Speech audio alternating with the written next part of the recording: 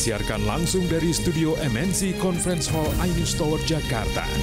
Inilah Rakyat Bersuara bersama Aiman Wicaksono.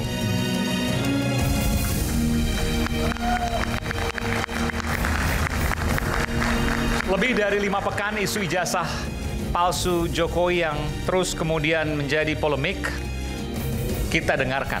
Asli atau palsu, sah atau absah, mengapa isu ijazah begitu menggugah?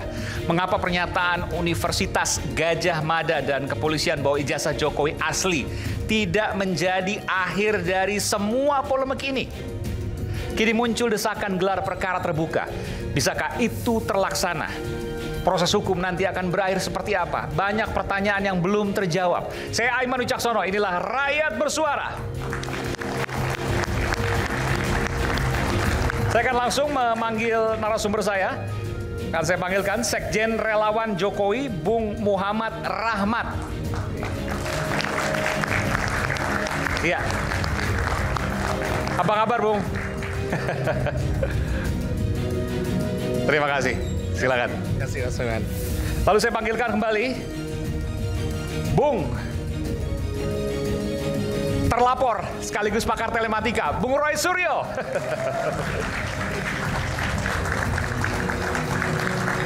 Selamat malam, Mas Roy. Malam, Mas. Oke, bawa apa hari ini? Ya, jawabannya kenapa UGM nggak dipercaya? UGM-nya asli atau palsu? Maksudnya apa? Nanti coba kita lihat. Nanti ada Oke. penjelasannya. Oke. Kemudian Bung Edi Hasibuan, Direktur Eksekutif Lemkapi. Apa kabar Bang Edi? Wah, ini kawan lama saya. Silakan Bang Edi. Lalu saya panggilkan terlapor juga pegiat media sosial, Dr. Tifa Uziatia Suma. Saya ini kenal dengan Dr. Tifa. Apa kabar, Dr. Tifa? Iya, terima kasih. Terima kasih, Mas Aiman. Nah, sini, saya Dr. diundang Tifa. lagi. Terima kasih juga kembali. Saya akan panggilkan praktisi hukum, Bung Pitra Romadoni.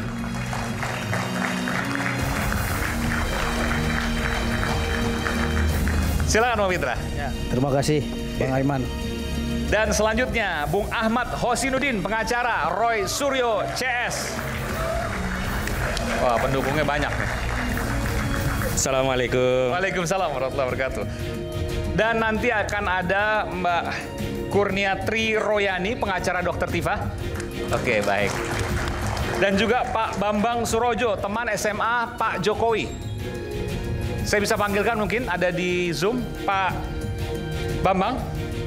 Selamat malam, ya. Selamat malam, Mas Aiman. Ya. Baik, saya langsung ke Pak Bambang ya. Ya. Pak Bambang, Anda datang ke rumah Pak Jokowi, betul ya?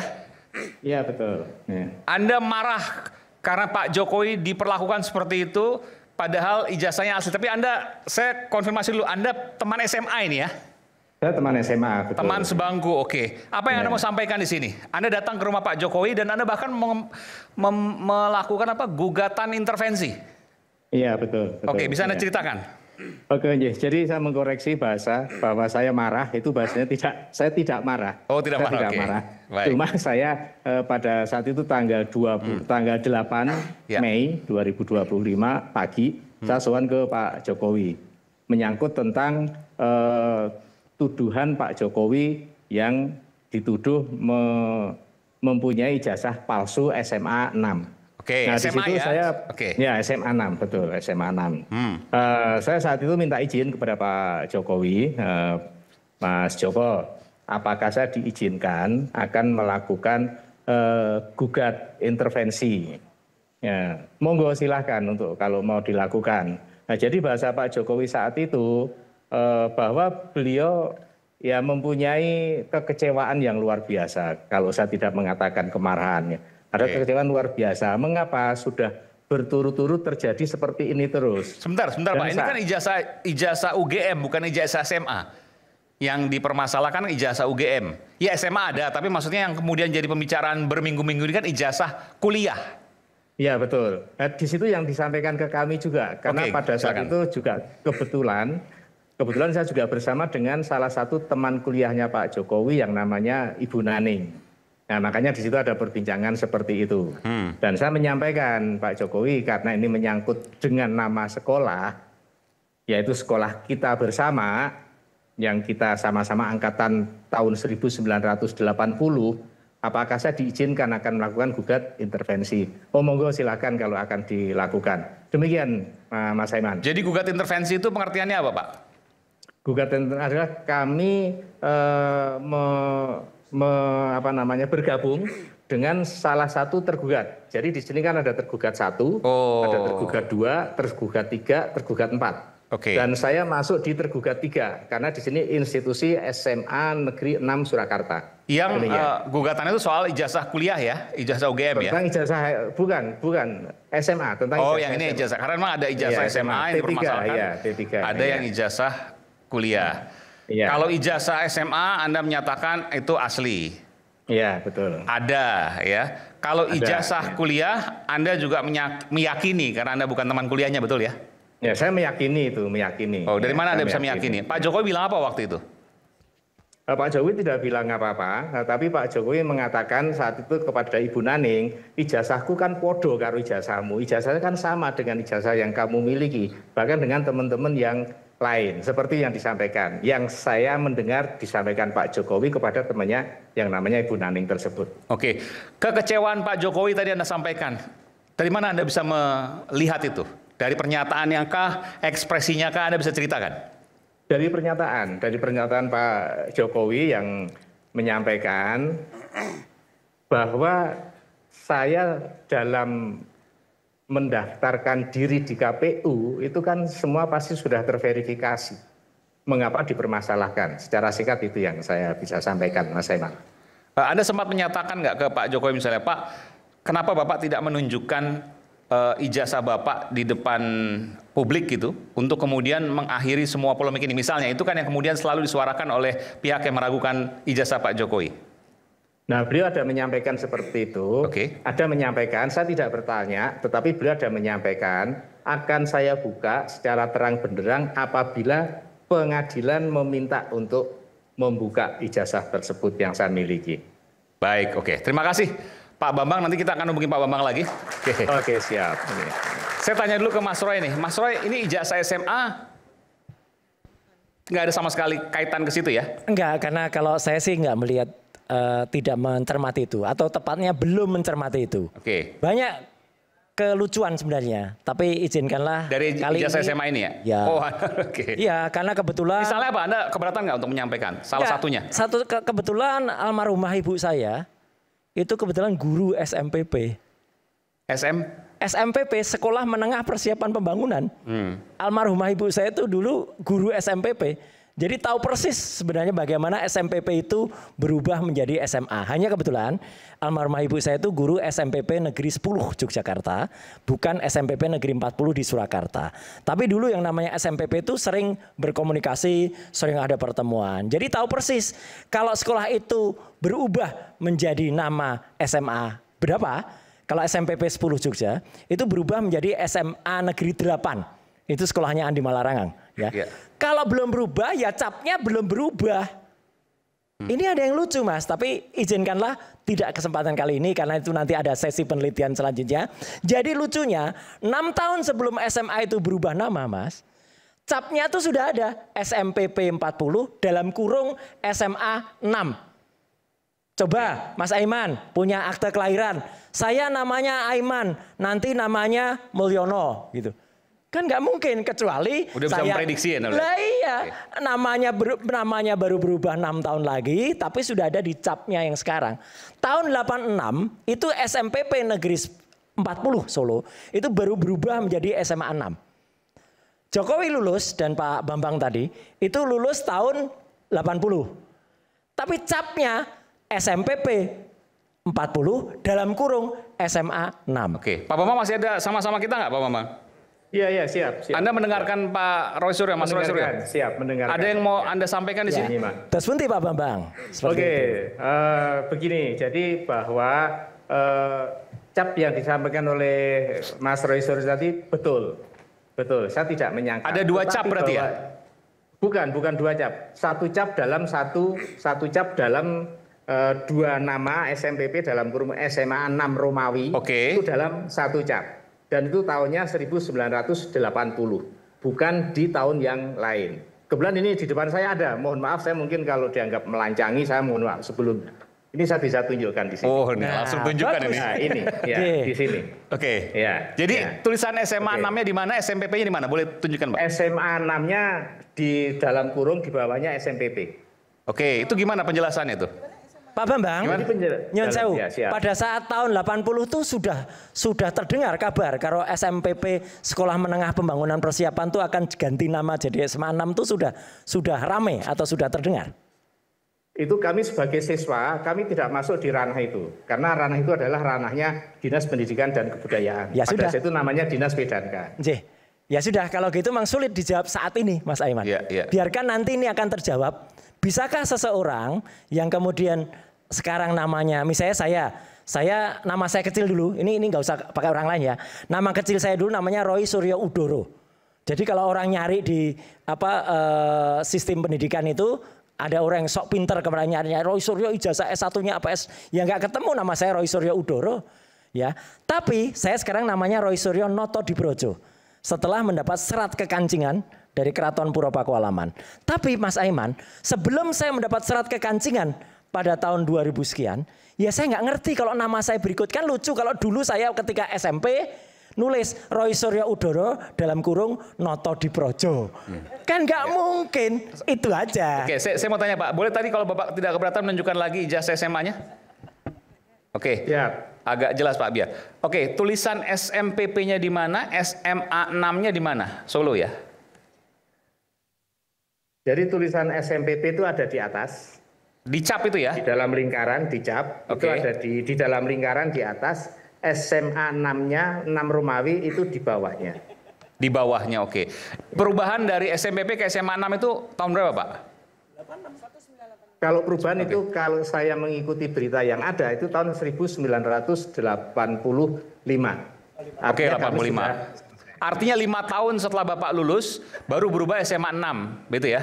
Ya, SMA 6 itu angka 6, bukan angka 6 Romawi tapi angka 6. Iya, tapi di tahun 85 tahun sebelumnya sudah bisa memprediksi, ini kan yang tadi disampaikan Mas Roy Suryo ya, sudah bisa memprediksi bahwa akan berubah nanti namanya menjadi SMA 6, padahal belum berubah. Begitu ya Pak ya? Untuk Mas Aiman, di situ saya nggak punya wilayah di situ. Karena saya sebagai objek saat itu, objek dari Dinas Pendidikan. Saya mau tanya ke Pak Bambang aja. Pak Bambang waktu masuk sana tahu nggak itu akan berubah jadi SMA 6 tahun 8, berarti kan lulus tahun 80, berarti masuk sekitar tahun 77 betul Pak ya? Iya. Tahun 77 atau 77, 77 betul. 77, 78, 79 gitu ya. Itu sudah tahu bahwa itu akan jadi SMA 6? Tahu, karena di papan nama sekolah itu disebutkan SMPP dalam kurung SMA 6. Di pelangnya itu. Ya. Oh, ini sedikit menjelaskan sebenarnya, Mas Roy ya. Oke, baik. Gimana, Mas Roy ada? Ya nggak apa-apa, biarkan, saya juga tidak punya otoritas untuk jawab. Saya bukan pegawai di Kementerian Pendidikan. Biarkanlah ini menjadi catatan peneliti atau penemu masa depan. Oke. Oke, baik. Baik, terima kasih Pak Bambang. Nanti kita akan ke Pak Bambang lagi. Bang. Siap. Oke, kita berikan semangat. Ya. Saya ingin pertanyaan sedikit aja ke Mas Roy. Mas Roy, jadi Mas Roy dalam video menyampaikan, saya atau kami, saya lupa ya, menghendaki gelar perkara terbuka lapor Polri. Ya, betul. Oke. Jadi, penjelasannya kayak apa? Oke, silakan. Sebelum saya jelaskan teknis Mas Aiman, supaya mudah dimengerti, izinkanlah saya ngambil perangkat sebentar. Oh, saya pikir wayang lagi, kalau wayang terakhir kan? Ini tulisannya keyboard. Iya, keyboard. Ya. Dalamnya ijazah banyak, enggak? Dalamnya ijazah. Oke. Loh, kok wayangnya sekarang? Wayangnya sekarang. Oke. Ya, biar rame. Mas Aiman. Iya. Sebelum nanti kita jelaskan dengan detail kenapa kami meminta gelar perkara ulang, kami ingin men-challenge dulu istilah identik itu. Jadi identik, karena kan Mabes Polri kemarin kan menunjukkan ijazah Joko Widodo dengan nomor 1120 identik dengan 3 pembanding yang lainnya. Nah, sekarang saya tanya dulu kepada masyarakat. Ini ada dua wayang. Ada yang tahu ini namanya siapa? Petruk, betul. Apakah antara Petruk ini identik? Enggak, beda warna kok. Beda warna kan? Iya. Nah, berarti jelas. Yang namanya identik itu ada perbedaan itu bukan identik. Oke, sekarang ini khusus ini. Pertama kali tampil di televisi itu di iNews. Karena lakon ini nggak ada. Lakon ini hanya ada di Rakyat Bersuara. Oke. Petruk kembar. Ya. Petruk kembar itu tidak menunjukkan negara Indonesia sedang dipimpin Raja Kembar. Bukan. Inilah identik. Jadi kalau ini namanya identik. Benar-benar identik. Identik itu cetakannya sama. Plek. Kalau ini ditempelkan begini, ini akan sama persis. Itu yang namanya identik. Warnanya, bentuknya. Warnanya sama, bentuknya sama. Mungkin hanya ya sepersekian. Tapi ini kalau ini 100% identik. Oke. Nanti saya akan menjelaskan dengan papan di besar di belakang ya, tapi mungkin nggak sesi ini. Bagaimana ijazah 1120 itu tidak identik. Jadi ibaratnya ijazah itu, nah ini anggap aja nih ijazah 1120. Sama-sama Petruknya, tapi tidak identik. Yang satu Petruk ketika masih jadi raja, yang satu Petruk ketika kulitnya sudah hitam sekarang. Ada rambutnya sekarang? Ada rambutnya, kulitnya ada hitam-hitam sekarang kulitnya. Bagian mana ada kulitnya, ada hitam-hitam saya nggak tahu ya. Kemudian ada juga, nah ini Petruk cilik. Fufu Fafa. Nah, ini ada identiknya juga nanti Mas Aiman. Sama-sama ijazahnya nggak jelas ini. Nanti tapi. Nah, ada juga ini. Ini ada yang identik juga. Dia gelarnya semester 6 menikah Mulyono. Nah, SEMM. Nah, ini. Nah, jadi nanti Mas Aiman itu akan saya terangkan bagaimana kita menjelaskan ijazah yang identik dan ada satu yang namanya novelty. Novelty itu kebaruan Mas Aiman. Kalau Mabes Polri Puslap 4 saja tidak berani menunjukkan ijazah yang diperbandingkan nomor berapa, insya Allah di Rakyat Bersuara kita tunjukkan nanti ijazah yang diperbandingkan yang identik itu nomor berapa. Bumi gonjang-ganjing, langit kelap-kelap. Nanti Mas Aiman. Oke, kita akan kembali saat lagi, tetaplah bersama kami di Rakyat Bersuara.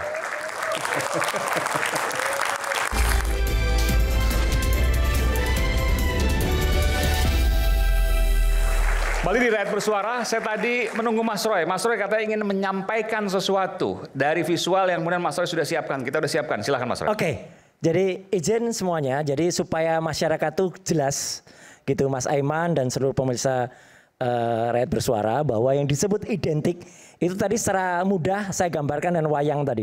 Jadi kalau identik itu ya sama persis. Petruk Ratu, Prabu Welgeduel Beh tadi sama dengan Welgeduel Beh. Tapi kalau Petruk emas beda dengan Petruk hitam. Jadi tidak identik. Makanya kalau ijazah, izin coba kalau ada ijazah kita tampilkan ijazahnya. Ya, ijazah yang kemarin sudah ditampilkan oleh, nah ini Mas Aiman. Gimana Mas? Biar yang nerangkan dia saja. Kanjeng Raden Multimedia Telematika ini yang nerangkan. Kita perhatikan, ada 3 ijazah sebagai perbandingan. Ijazah nomor 1115 milik Fronojiwo. Ijazah nomor 1116 milik almarhum Hari Mulyono.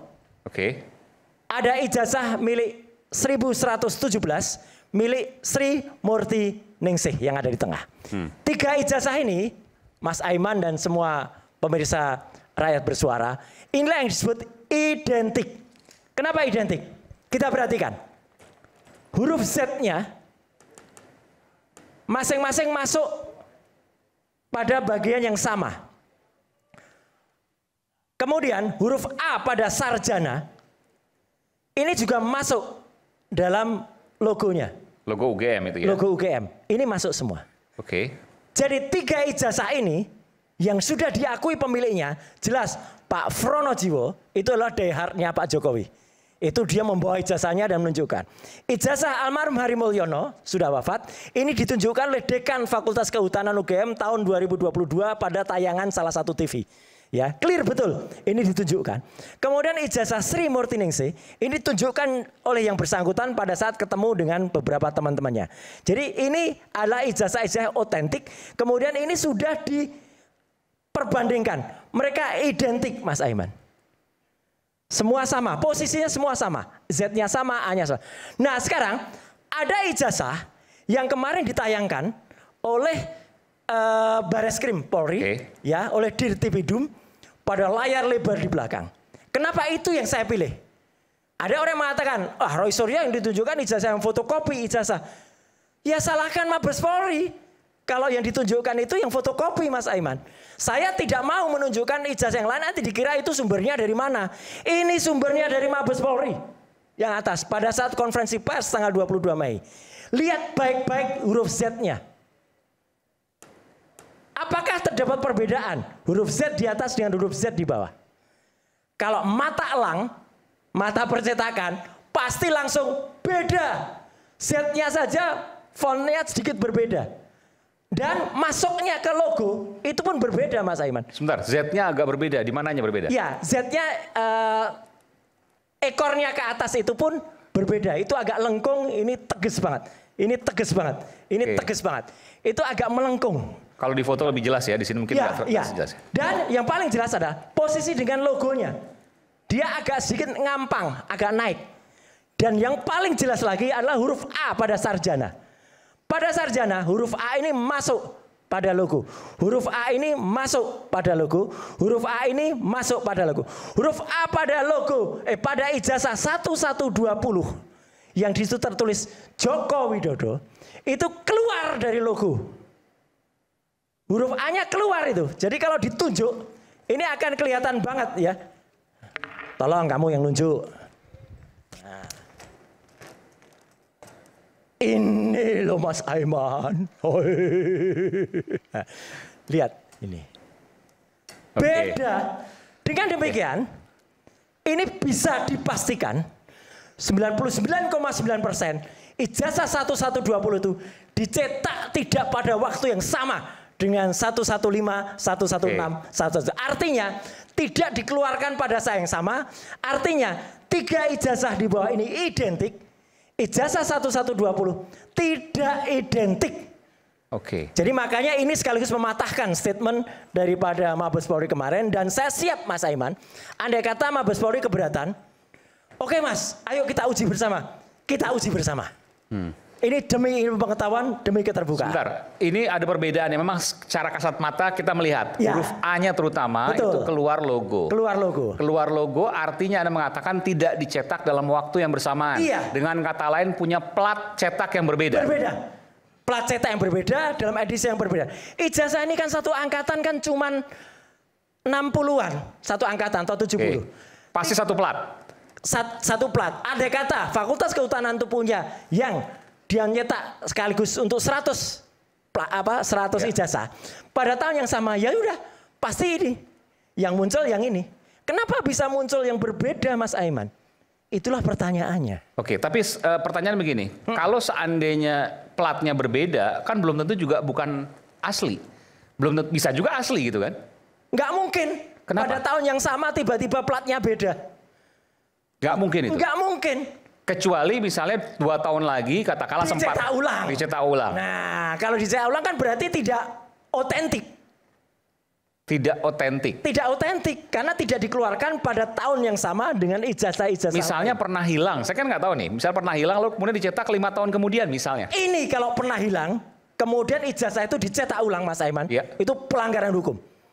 Nggak boleh? Nggak boleh. Harusnya? Harusnya kalau pernah hilang, keluarnya namanya surat keterangan ijazah hilang. Salinan gitu ya? Salinan dari UGM. Bentuknya surat keterangan. Bukan seperti ini, Pak? Bukan seperti ini. Tidak boleh ijazah itu dicetak untuk kedua kalinya. Oh, walaupun dalam rentang waktu 2 tahun, 3 tahun. Tidak boleh. Tidak boleh. Besok pun nggak boleh. Sekarang ijazah itu dicetak hari ini. Oke. Kemudian tiba-tiba yang satu hilang. Minta lagi dong. Cetak lagi. Pasti beda platnya. Oke. Pasti beda. Dan itu nggak boleh. Ada lagi sebenarnya. Cara penulisan hurufnya pun berbeda. Kalau ada yang jelas, kalau ada yang satu-satu yang sudah saya kirim. Ini menuliskannya dengan huruf halus ini. Pronojiwo. Huruf J-nya ini. Nah ini. Oke. Ini cantik banget. Ini ada semi-semi gotik gitu ya. Itu cetak. Berbeda dengan yang ditulis untuk penulisan Joko Widodo. Padahal Pronojiwo, Hari Mulyono, kemudian Sri Murtiningsih. Itu sama. Orang yang menuliskan tangannya sama.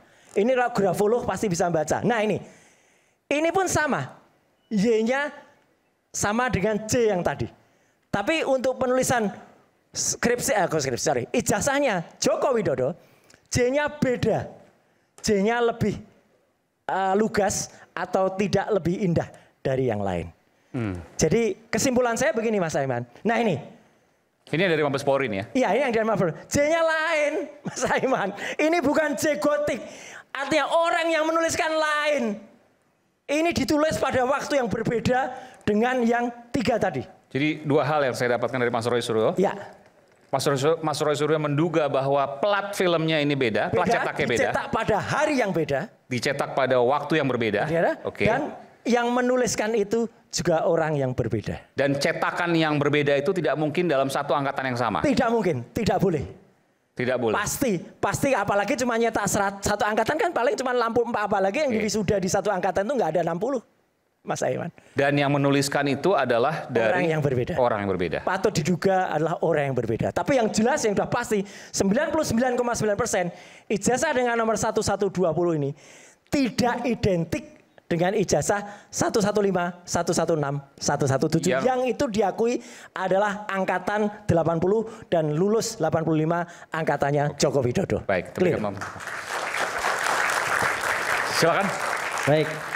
Terima kasih Bung Aiman atas kesempatannya. Yang pertama saya ingin meluruskan dulu dari bahasanya Bung Roy Suryo yang mengatakan yang salah adalah Bareskrim Mabes Polri karena menampilkan fotokopi ijazah. Saya kira Bareskrim Mabes Polri telah melakukan penyelidikan sesuai dengan prosedur hukum yang berlaku, ya. Terlepas apa itu yang ditampilkan, itu adalah salah satu alat bukti, barang bukti yang ditampilkan oleh pihak penyidik untuk dijelaskan kepada masyarakat secara transparan dan objektif dan profesional. Jadi jangan terlalu dini juga menyimpulkan dan menyalahkan Bareskrim Mabes Polri karena yang gaduh ini antara kalian. Lemparannya ke polisi gitu loh.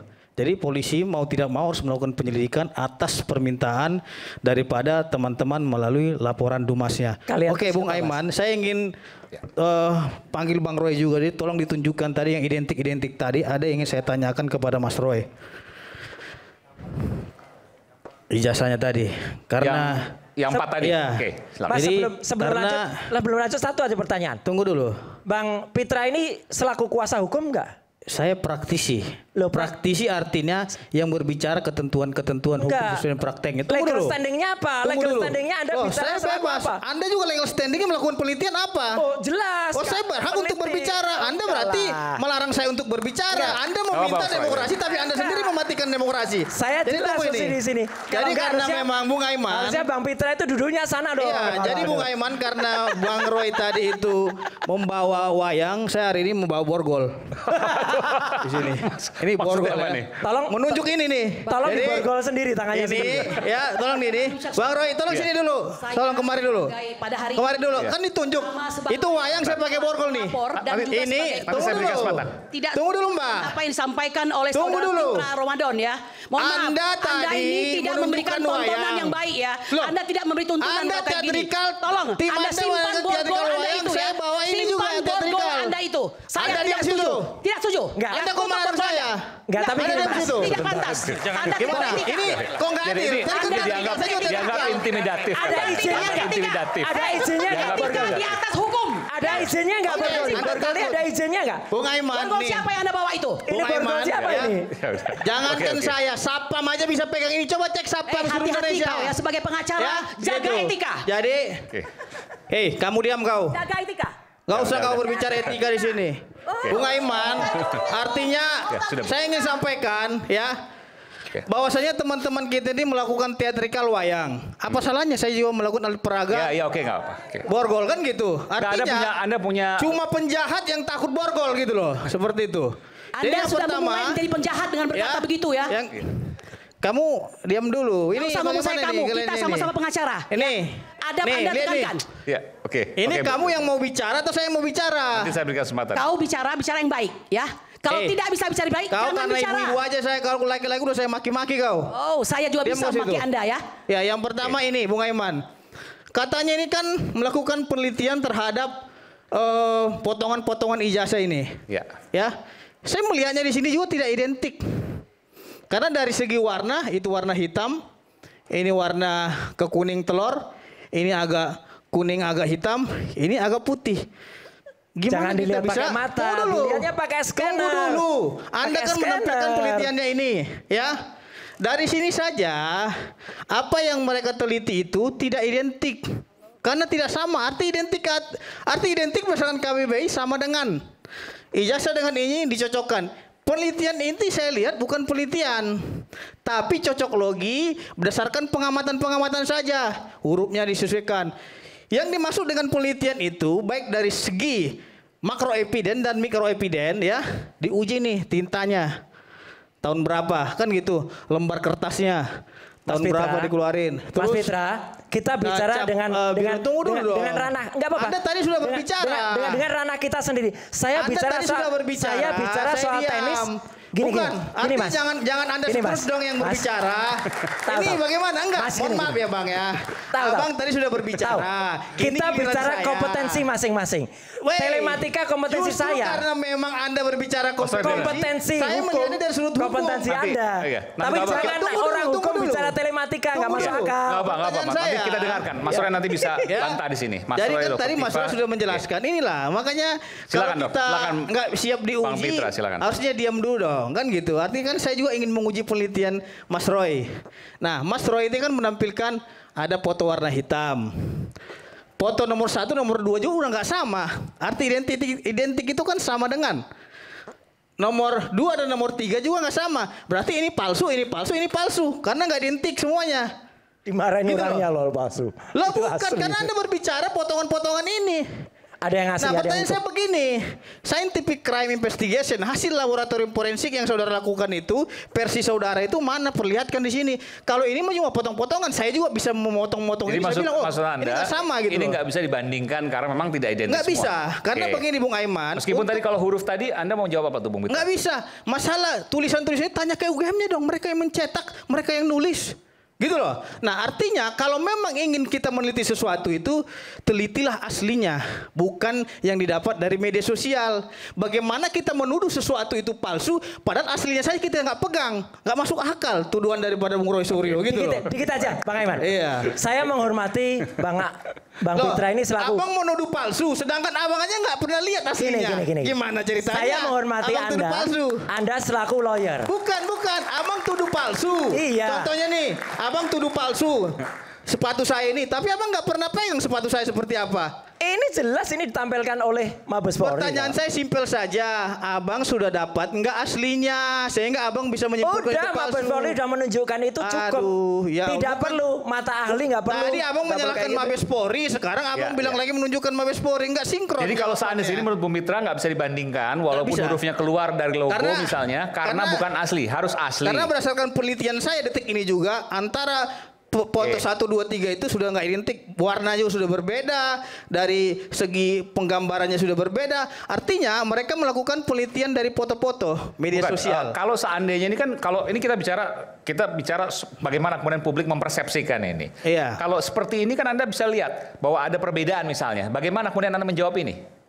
Nah justru itu tadi yang dikatakan dengan identik, kan Mabes Polri menyampaikan bahwasanya setelah dilakukan laboratorium forensik terhadap ijazahnya Pak Jokowi itu sudah dilakukan pembanding, ada beberapa pembanding, itu identik dengan pembandingnya. Itu salah lagi, nggak ada 30, hanya 3 Mas. 33, makanya dengarin dong. 3 saya bilang, aduh ini saya bawa ke lagi nanti marah lagi Bang Roy. Jadi saya bilang ya, dengan hasil laboratorium forensik yang dilakukan oleh pihak Mabes Polri, bahwasanya itu identik dengan pembandingnya. Pertanyaan simpel saya sederhana sekali. Bang Roy kan dengan kawan-kawan melakukan penelitian. Terus yang teliti fotokopi dengan fotokopi, hasilnya juga kan nggak akan sama gitu loh. Sekarang saya tanya Bang Pitra, kalau Bang Pitra memang menyangka ini, tahu nggak yang diperbandingkan oleh Mabes Polri itu yang mana? 3 itu, tahu nggak yang mana? Kan udah dijelaskan Mabes Polri, yang perbandingannya ada teman-teman sesama alumninya sekolah itu. Nomor berapa? 3 itu. Kalau kau tanya nomor itu kan kamu yang berperkara gitu loh. Artinya apa? Kita menguji daripada penelitian kau dulu. Kalau nggak ngerti ya udah. Bukan nggak ngerti. Kalau nggak ngerti ya artinya kau juga jangan menampilkan yang membuat masyarakat bingung gitu loh. Ini jelas. Yang mana? Orangnya jelas. Contoh deh.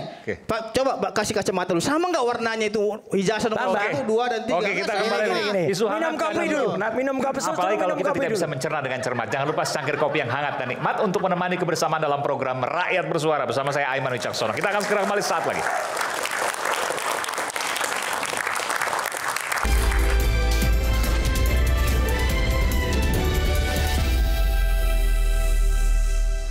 Tadi saya janji untuk memberikan kesempatan pada Ibu Kurnia Triroyani, pengacara dari Dr. Tifa. Silakan Ibu Kurnia.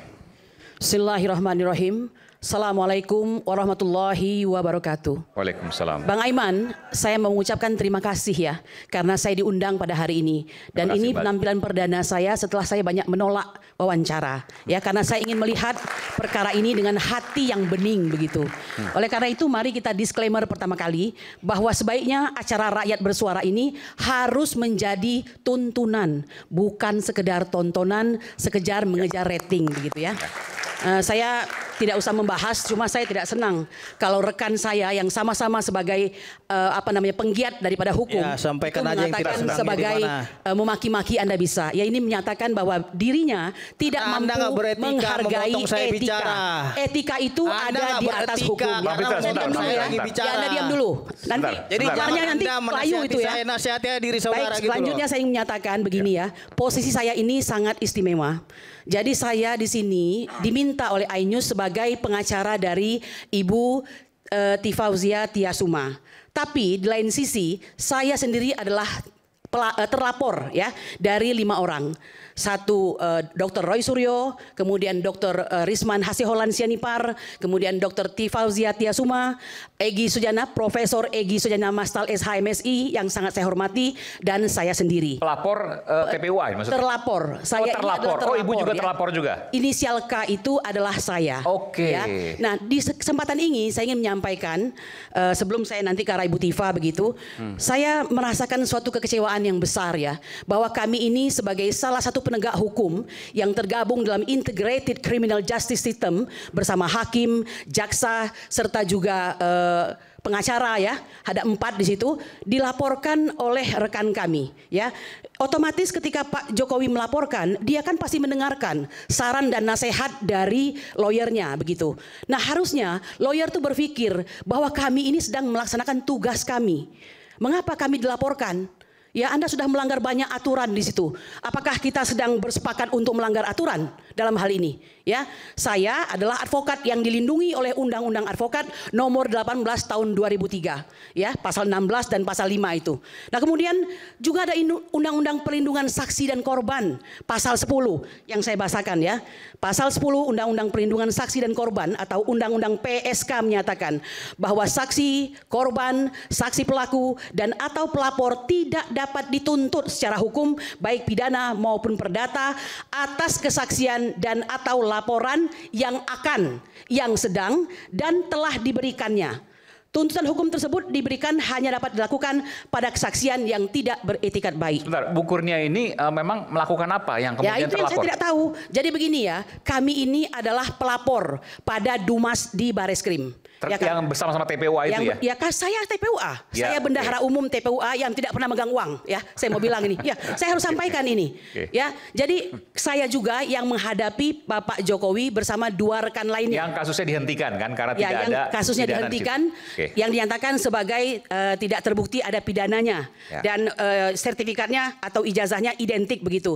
Padahal kalau kita mendengarkan keterangan dari Jenderal Ugroseno yang merupakan mantan daripada Wakapolri itu menyatakan bahwa ini surat edaran daripada Kapolri ini ya, nomor berapa itu? Tolong nanti cek sama-sama. Itu sangat melanggar KUHP dan KUHAP karena tidak dikenal penghentian daripada penyelidikan. Anda mau, TPUA mau itu bahwa kasus pelaporan terhadap dugaan ijazah Jokowi palsu itu tetap berlanjut? Bukan tetap berlanjut, tapi lakukanlah sesuai dengan hukum. Kami melakukan pelaporan, tapi hanya ditumpuk sebagai Dumas. Ya, jangan lupa, ditumpuk lama dari tanggal 9 Desember 2024. Dan itu mulai dilakukan suatu penelitian dan penyelidikan setelah Bapak Jokowi pada tanggal 30 April melakukan pelaporan ke Polda Metro Jaya. Yang satu daripada yang terlapor itu adalah saya. Ya, bayangkan, ini berapa banyak undang-undang yang dilanggar. Ya, saya kecewa. Saya ini anggota Peradi. Ini Bapak Oto sebagai seorang wakil menteri, saya ingin menyatakan di mana perlindungan kepada saya sebagai seorang advokat. Ya, Anda kan tidak pernah tahu kehidupan kami bagaimana. Ya, hari ini Anda ada melenggang di suatu pemerintahan Bapak Prabowo Subianto dan kami memikirkan hidup kami sendiri. Aneh-aneh, ya? Skripsi diteliti. Skripsi diteliti. Anda tahu tidak? Skripsi itu mengenai hal yang besar ya. Joko Widodo sudah masuk dalam administrasi negara. Kenapa nggak teliti aja ijazah ibu gitu loh dari SD sampai SMA. Kenapa nggak presiden-presiden lainnya juga ibu teliti? Kenapa hanya Jokowi Pak Aiman, saja?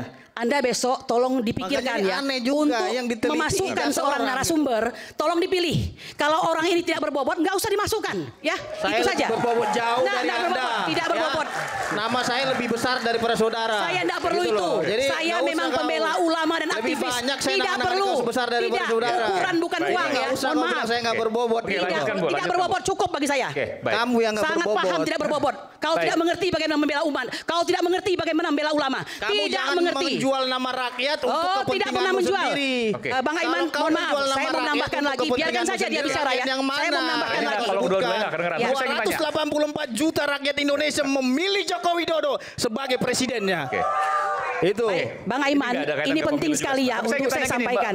Mbak Bu Kurnia, bahwa Anda sekarang diberhentikan kan kasusnya yang pelaporan terkait dengan ijazah diberhentikan, palsu. Dianggap tidak ada indikasi pidananya. Permintaan dari TPUA adalah untuk melakukan suatu gelar perkara ulang yang khusus ya. Gelar perkara terbuka ini. Ya, terbuka seperti yang disampaikan oleh Bapak Dr. Roy Suryo tadi. Anda nggak percaya apa yang sudah dilakukan oleh Lab4 Polri? Sekarang ini bukan soal percaya atau tidak percaya ya. Kalau kondisi dan cara mereka tidak transparan, tidak melibatkan masyarakat ya, itu tidak akan dipercaya.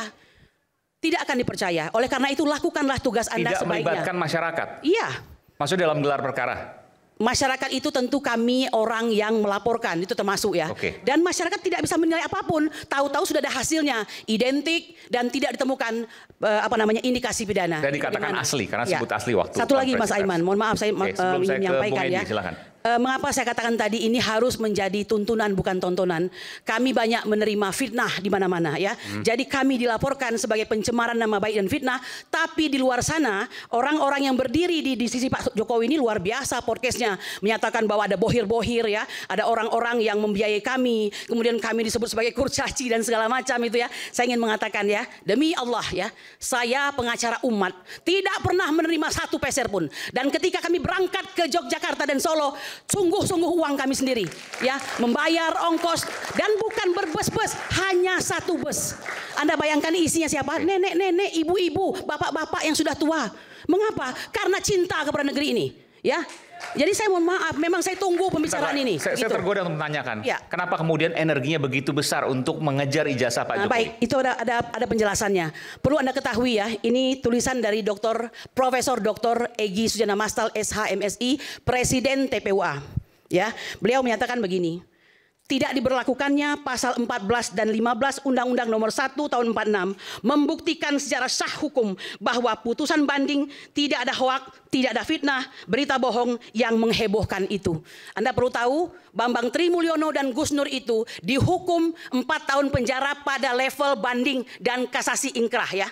Sementara di pengadilan tingkat 1 ya di Surakarta itu mereka dihukum karena dikatakan menyebarkan hoak. Ya, sehingga dihukum 6 tahun dari tuntutan dan dakwaan jaksa maksimal 10 tahun. Ya, kalau begitu, kalau tidak terbukti dan tidak pernah ditampakkan ijazah asli itu, bagaimana bisa menghukum seseorang sedemikian rupa? Tidakkah ini sangat zolim? Jadi kalau Anda tanya betapa luar biasa energi, ya, energi luar biasa. Hampir 10 tahun ini rakyat menderita. Ya, saya mau katakan bukan satu-satunya ini perkara yang saya tangani. Semua tidak berbayar. Ya, pada saat ulama-ulama kami dikriminalisasi, bahkan termasuk saya membela juga Jenderal Napoleon Bonaparte, bukan untuk urusan yang korupsi, tetapi urusan ketika beliau ada masalah dengan pelecehan agama oleh seorang yang telah menghina daripada Nabi Muhammad SAW. Ya, banyak sekali. Dan jangan lupa, kami ini bukan kali ini sedang berjuang ini. Proses ijazah palsu ini sudah 3 tahun, ya. Dimulai dengan perkara nomor 592. Saat bersidang justru Bambang Tri dan Gus Nur itu ditangkap. Bagaimana mungkin orang bisa menyampaikan ya perkaranya jika dia ditangkap, dan berubahlah itu menjadi pidana, ya, yaitu di Surakarta dengan perkara nomor 319 dan 318. Disitulah dimulai semua pertarungan yang luar biasa. Tidak mampu 30 saksi menunjukkan bahwa ijazah Jokowi itu ada. Yang ini bukan ijazah UGM ya, tapi ijazah SD, SMP, dan SMA. Anda maju punya energi besar karena Anda melihat ada ketidakadilan. Oke. Hukum itu adalah alat keadilan, bukan alat kekuasaan. Demikian. Oke. Nanti saya akan ke Bung Edi. Selepas jeda kami akan segera kembali. Tetap bersama kami di Rakyat Bersuara.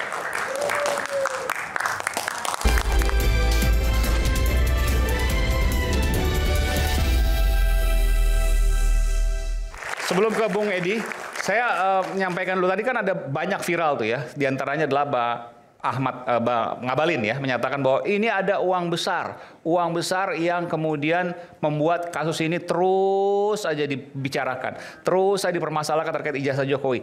Saya tadi melihat ada ibu-ibu di belakang sana, boleh? Oke. Ada mikrofonnya, silakan. Bu, Anda mau membantah apa yang disampaikan oleh Pak Ngabalin? Oh iya, sangat. Silakan. Sangat mau membantah. Apa?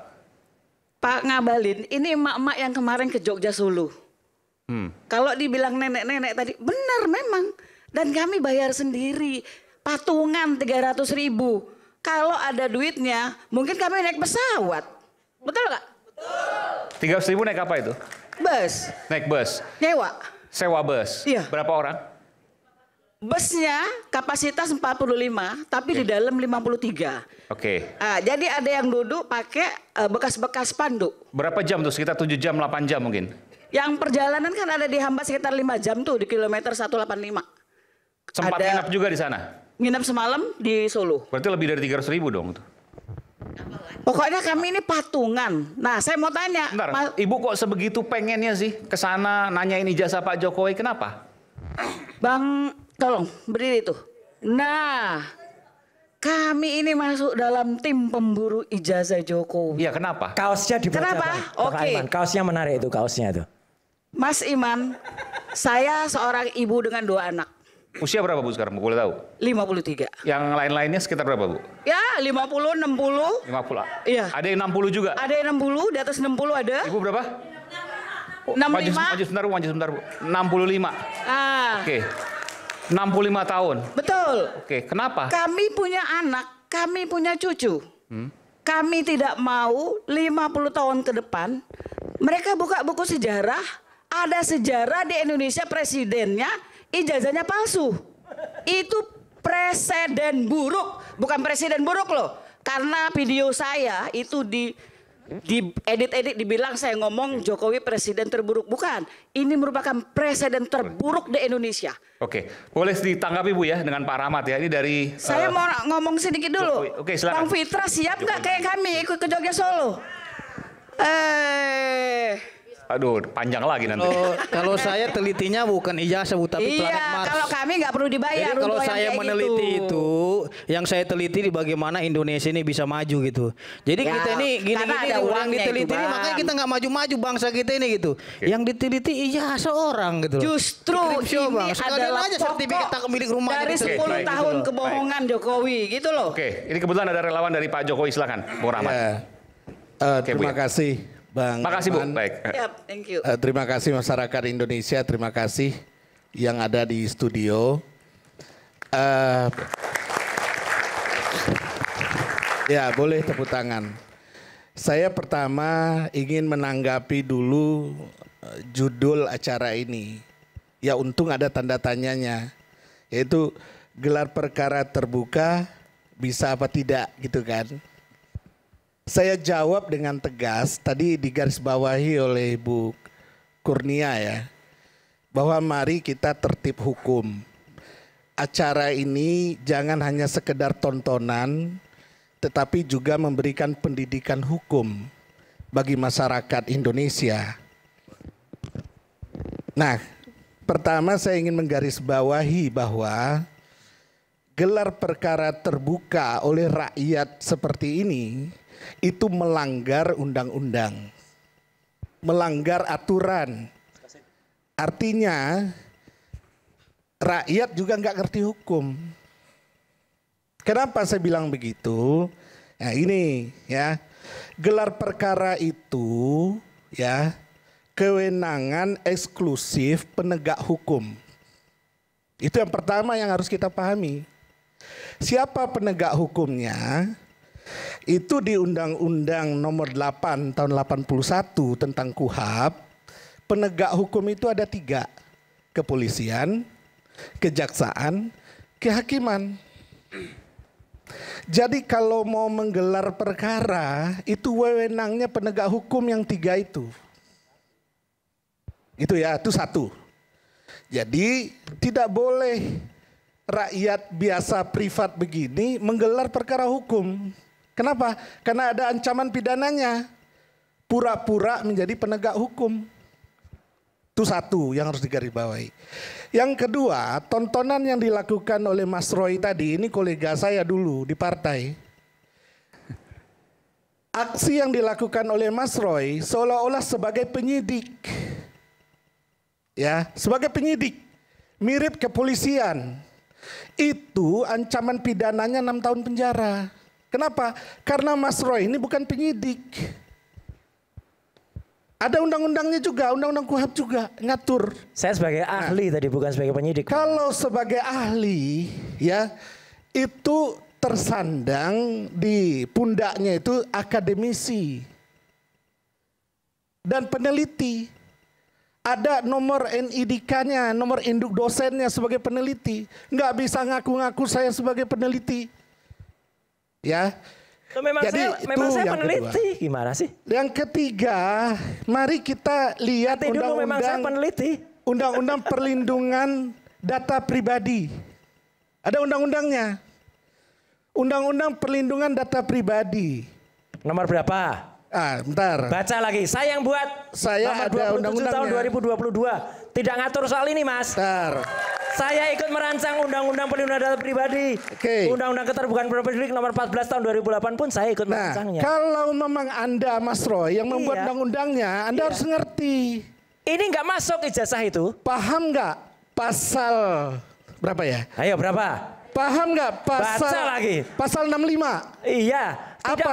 Tidak masuk Gini, ijazah itu. Pasal 65 itu ya KTP masuk. Kalau KTP masuk karena ada NIK-nya, itu bisa digunakan ijazah, untuk dokumen-dokumen pribadi itu masuk di dalam perlindungan data pribadi. Tidak, Mas. Yang seseorang itu ya berhak demi hukum untuk melindungi datanya itu. Jadi kalau ada pihak tertentu yang menggelar kayak tadi itu, nunjukin ke publik, lalu membanding-bandingkan seperti penyidik, itu di pasal 65. Coba disebutkan. Ancaman pidananya 5 tahun atau denda 5 miliar. Bukan, tadi kan ada perbedaan. Ijazah tidak termasuk, ijazah termasuk. Ijazah termasuk dari mana? Coba mana kalimat ijazah di situ? Tidak ada kalimat ijazahnya. Mana kalimat ijazah di situ? Kalimat ijazahnya mana, Mas? Data pribadi. Data ijazah nggak masuk data pribadi. Kalau KTP disebutkan. Enggak. Ijazah itu data pribadi tidak. Tidak. Gini. Tidak. Gini ya. Baca undang-undang aja nggak bisa. Jadi gini aja.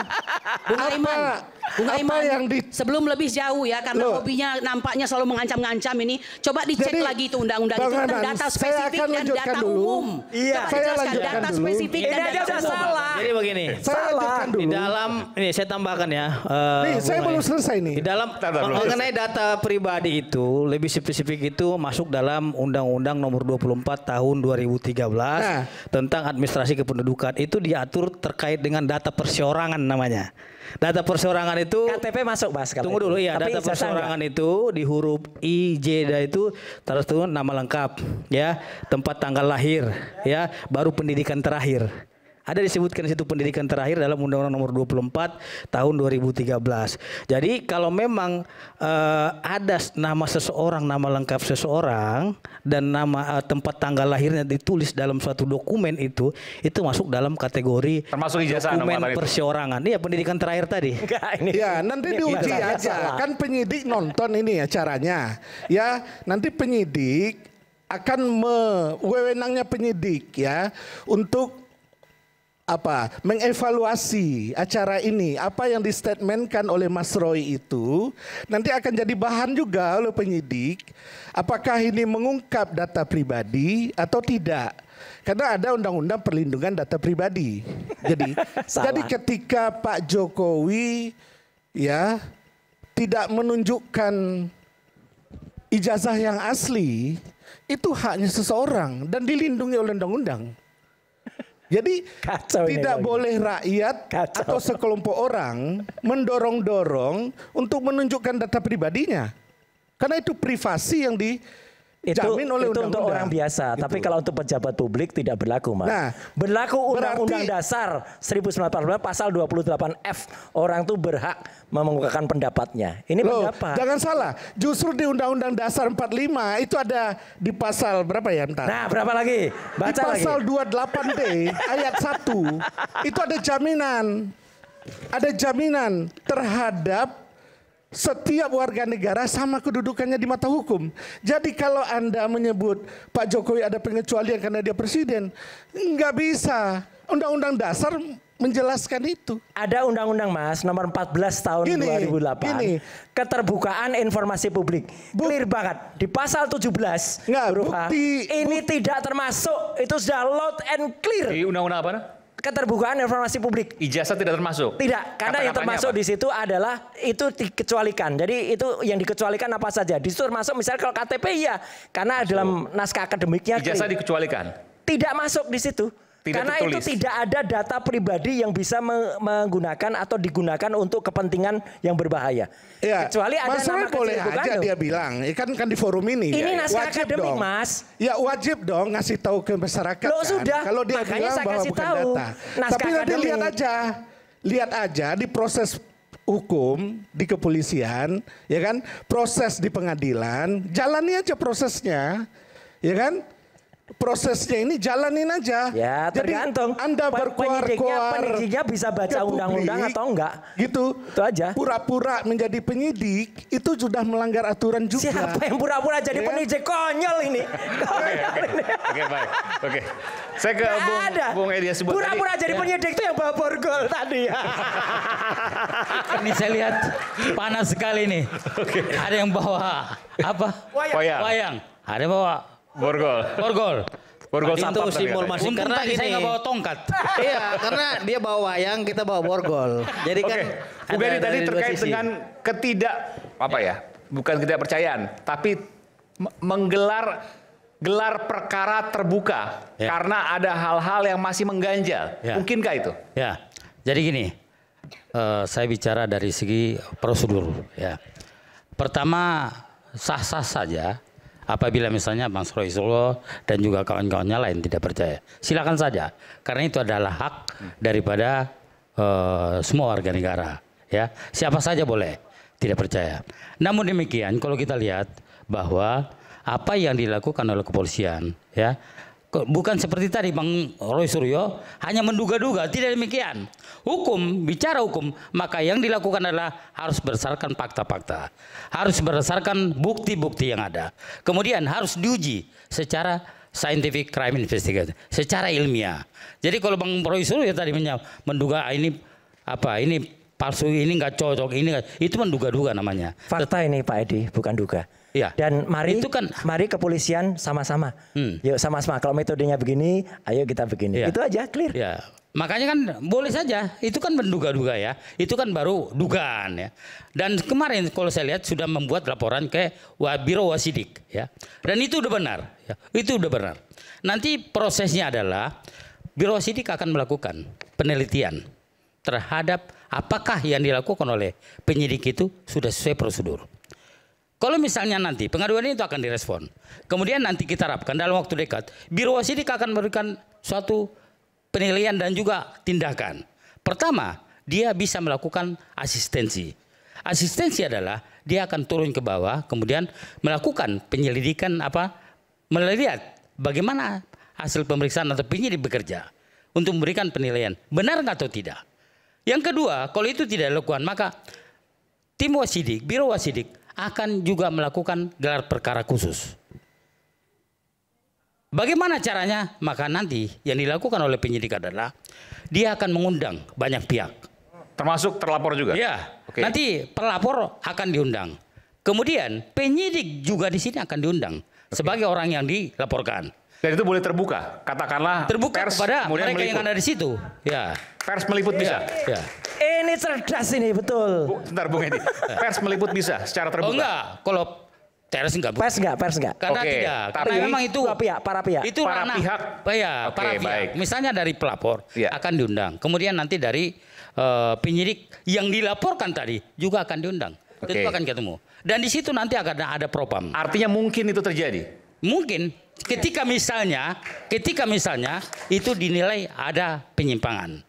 Ada misalnya yang tidak benar. Kalau ada penyimpangan. Kalau ada penyimpangan. Hanya itu pintu masuknya. Ya. Kalau tidak ada penyimpangan tidak mungkin. Tidak bisa. Ya. Karena semua kan ada berdasarkan fakta-fakta dan data-data di lapangan. Yang kedua, di situ nanti akan dihadiri oleh Propam tadi, Bitkum dari Baris Krim Polri. Kemudian ada juga nanti di sana itu Irwasda atau juga mungkin Irwasum ya. Kemudian ada juga di sana Propam ya. Nanti mereka ini akan sama-sama duduk apa yang sudah lakukan penyidik apakah benar atau tidak. Nanti Biro Wasidik akan memberikan suatu putusan. Apakah betul yang sudah dilakukan oleh penyidik ini. Oke. Karena semua kan harus berdasarkan fakta-fakta. Misalnya ijazah. Kan tadi udah penyidik kalau kita lihat dari awal sudah memintain keterangan banyak pihak, termasuk teman-temannya yang teman sekolahnya sudah banyak dimintain keterangan, termasuk juga dari pihak UGM, termasuk juga dari pihak kawan-kawan yang lain ya. Kemudian yang kedua, ijazah itu kan sudah akan dibandingkan. Ijazah yang Pak Jokowi, ijazah temannya lain akan dibanding dan itu dilakukan secara puslapor. Pusat Laboratorium Forensik itu akan memberikan suatu penilaian, Puslapor Polri ya, akan memberikan penilaian identik atau tidak ya. Jadi bukan maksudnya identik itu kan misalnya dari kertasnya cocok apa enggak, terus tulisannya cocok apa enggak, terus nanti itu. Maka dengan demikian kalau kita lihat kemarin apa yang menjadi putusan daripada Baris Krim Polri itu memang sudah melewati tahapan-tahapan yang panjang. Karena membuktikan bahwasannya menghentikan penyelidikan itu tidak mudah, tetapi harus didukung dengan fakta-fakta yang ada. Kalau tadi disebutkan misalnya Dumas bertahan sampai kemudian Pak Jokowi melapor baru dikerjakan. Bagaimana kemudian? Saya kira enggak juga ya. Enggak juga itu. Iya. Ya, karena dilihat semua juga berjalan ya.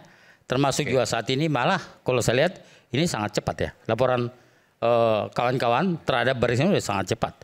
Bahkan apalagi ini adalah merupakan sorotan masyarakat, saya kira ini sangat cepat dikerjakan ya. Kemudian tadi disampaikan juga kenapa dihentikan? Ya memang itu ada diskresi kepolisian. Penyidik ketika tidak menemukan pidana, unsur pidana dia boleh melakukan menghentikan penyidikan. Dan itu diatur dalam peraturan Kapolri. Kemudian itu juga ada putusan Mahkamah Konstitusi tentang ini. Bahwasanya apa yang dilakukan oleh penyidik itu dilindungi, tidak melanggar aturan undang-undang. Oke, Anda mau menyampaikan sesuatu? Baik, Bismillahirrahmanirrahim. Mas Aiman, kita semua yang ada di sini juga pemirsa dan seluruh rakyat tentu ingin penyelesaian kasus ini karena memang energi kita sudah luar biasa habis untuk persoalan yang saya kira kalau energi kita gunakan untuk hal yang lain akan lebih produktif. Namun demikian saya ingin menyampaikan beberapa hal terkait penyelesaian secara tuntas dalam perkara kasus ijazah palsu Saudara Joko Widodo ini. Ada dua pendekatan penyelesaian itu. Yang pertama pendekatan dengan perspektif objektif, yang kedua pendekatan dengan perspektif subjektif. Pendekatan objektif adalah pendekatan hukum. Proses sudah bergulir, kita hargai begitu.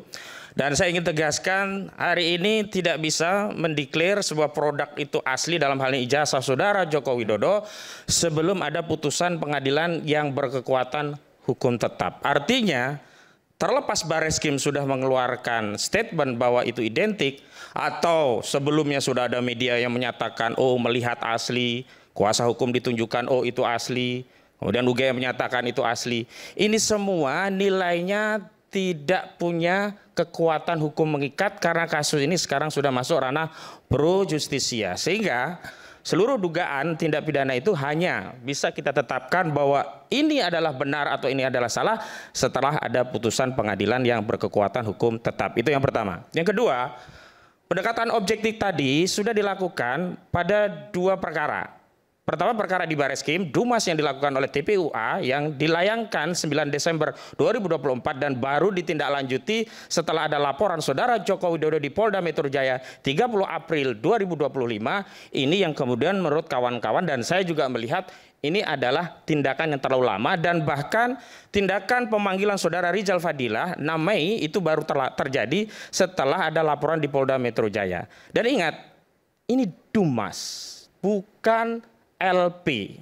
Artinya apa? Kalau tadi ada persoalan di Biro Wasidik dan nanti kalau ada kejanggalan akan ditindaklanjuti, justru ini yang kami tunggu.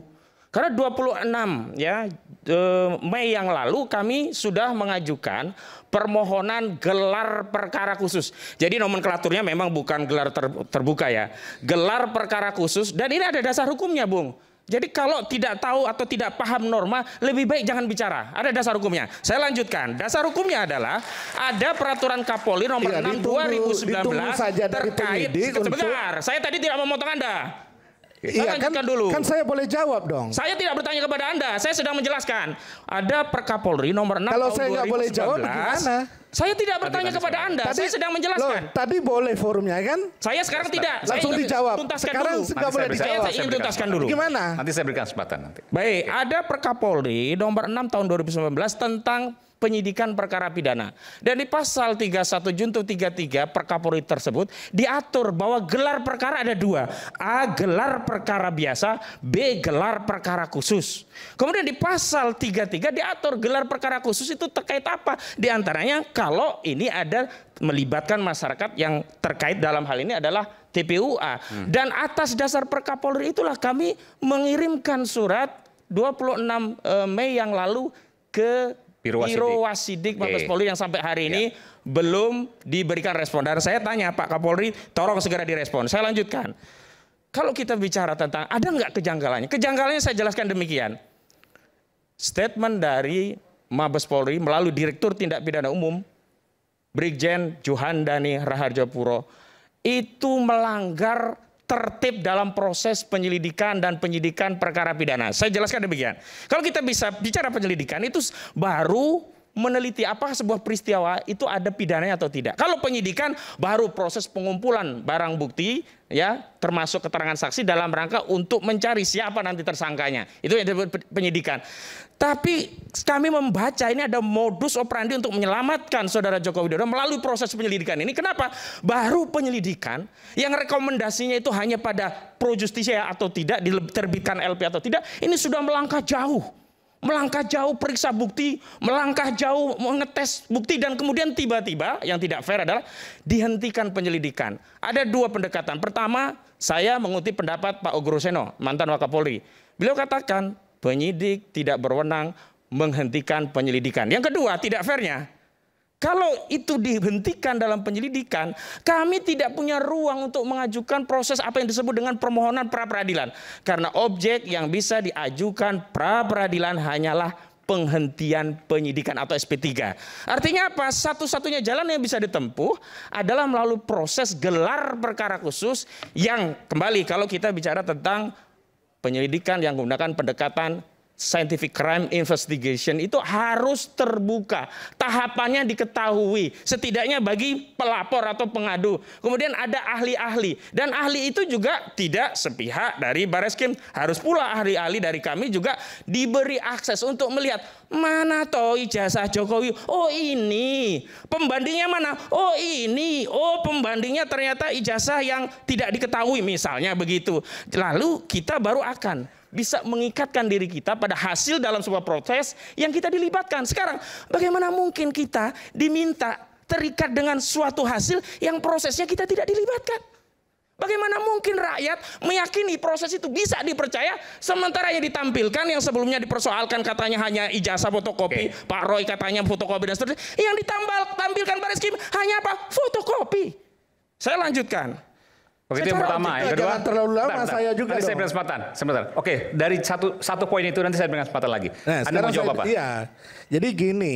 Anda pernyataan tadi. Nanggapin. Oke. Jadi gini, apa yang dilakukan oleh kuasa hukum, oleh Mas Roy Suryo dan lain-lain, silakan saja berbantah-bantahan itu, berargumentasi, menyampaikan bukti-bukti yang kuat seperti itu di forum hukum. Bukan di publik. Jadi kalau ini kan acara berpendapat diundang di forum publik, kami menjelaskan kepada kalau publik. Kalau menyampaikannya di publik bukan di forum hukum, itu tandanya tim ini nggak mampu berhadapan di forum itu persepsi. hukum. Itu persepsi. Gitu loh. Jadi silahkan kami ajukan di forum hukum juga, Mas. Berjuang di forum hukum. Jadi begini, justru kami meminta Kepala Biro Pengawas Penyidik Mabes Polri tolong tindak lanjuti permohonan gelar perkara khusus sesuai dengan Perkapolri. Maksud saya begini, jika Anda tidak terikat dengan statement kami, karena kami yang memohon, tapi Kapolri telah mengeluarkan Perkapolri nomor 6 2019. Sehingga kalau penyidik sendiri tidak terikat dengan aturan internal penyidik, bagaimana masyarakat diminta untuk taat dari hasil sebuah proses yang penyidik itu sendiri tidak mengikuti proses yang ada di penyidik. Saya masih percaya. Dan hari ini statement ini tidak bernilai karena bukan perwakilan dari penyidik, bukan perwakilan dari saya nggak bisa berdebat sehingga tidak punya nilai begitu. Jadi kita ngomongnya itu saling mendengarkan gitu loh. Jadi kalau berdebat itu suaranya publik juga nggak bisa dengar. Jadi gini. Nggak, saya dulu Bang, saya dulu. Singkat aja nanti soal hukum ini. Lucu satu pihak aja saling rebutan. Satu kubu aja udah ngakur. Pengacara semua rakyat masih yakin bahwa polisi itu adalah penegak hukum yang dilindungi oleh undang-undang dan negara. Rakyat pun dilindungi, Mas. Rakyat juga dilindungi. Karena itu percayakan proses ini secara jujur, terbuka kepada kepolisian. Jadi kalau Anda pengacara menggiring opini publik seolah-olah tidak percaya kepada kepolisian, itu bahaya. Bahayanya di mana? Kami cuma ngomong. Gitu loh. Yang bahaya itu proses yang tidak transparan, yang hasilnya tidak kredibel, tidak akuntabel, dan itu yang dipaksakan untuk dipercayai publik. Kasus Joshua Huta Barat itu bukti ada penyimpangan di Mabes Polri. Artinya kalau ada sesuatu yang di-challenge, jangan nakal dong. Masa nggak mau ditantang? Kita kembali saat lagi, nanti saya akan dengarkan jawaban dari Bung Edi. Lepas jeda.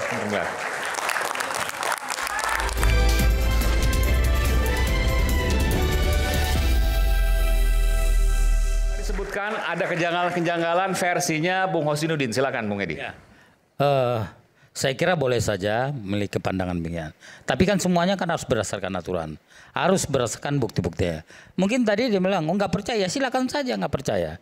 Tetapi masalahnya kan bukti-bukti yang itu yang digunakan oleh kepolisian di dalam melakukan penyidikan terhadap kasus ini.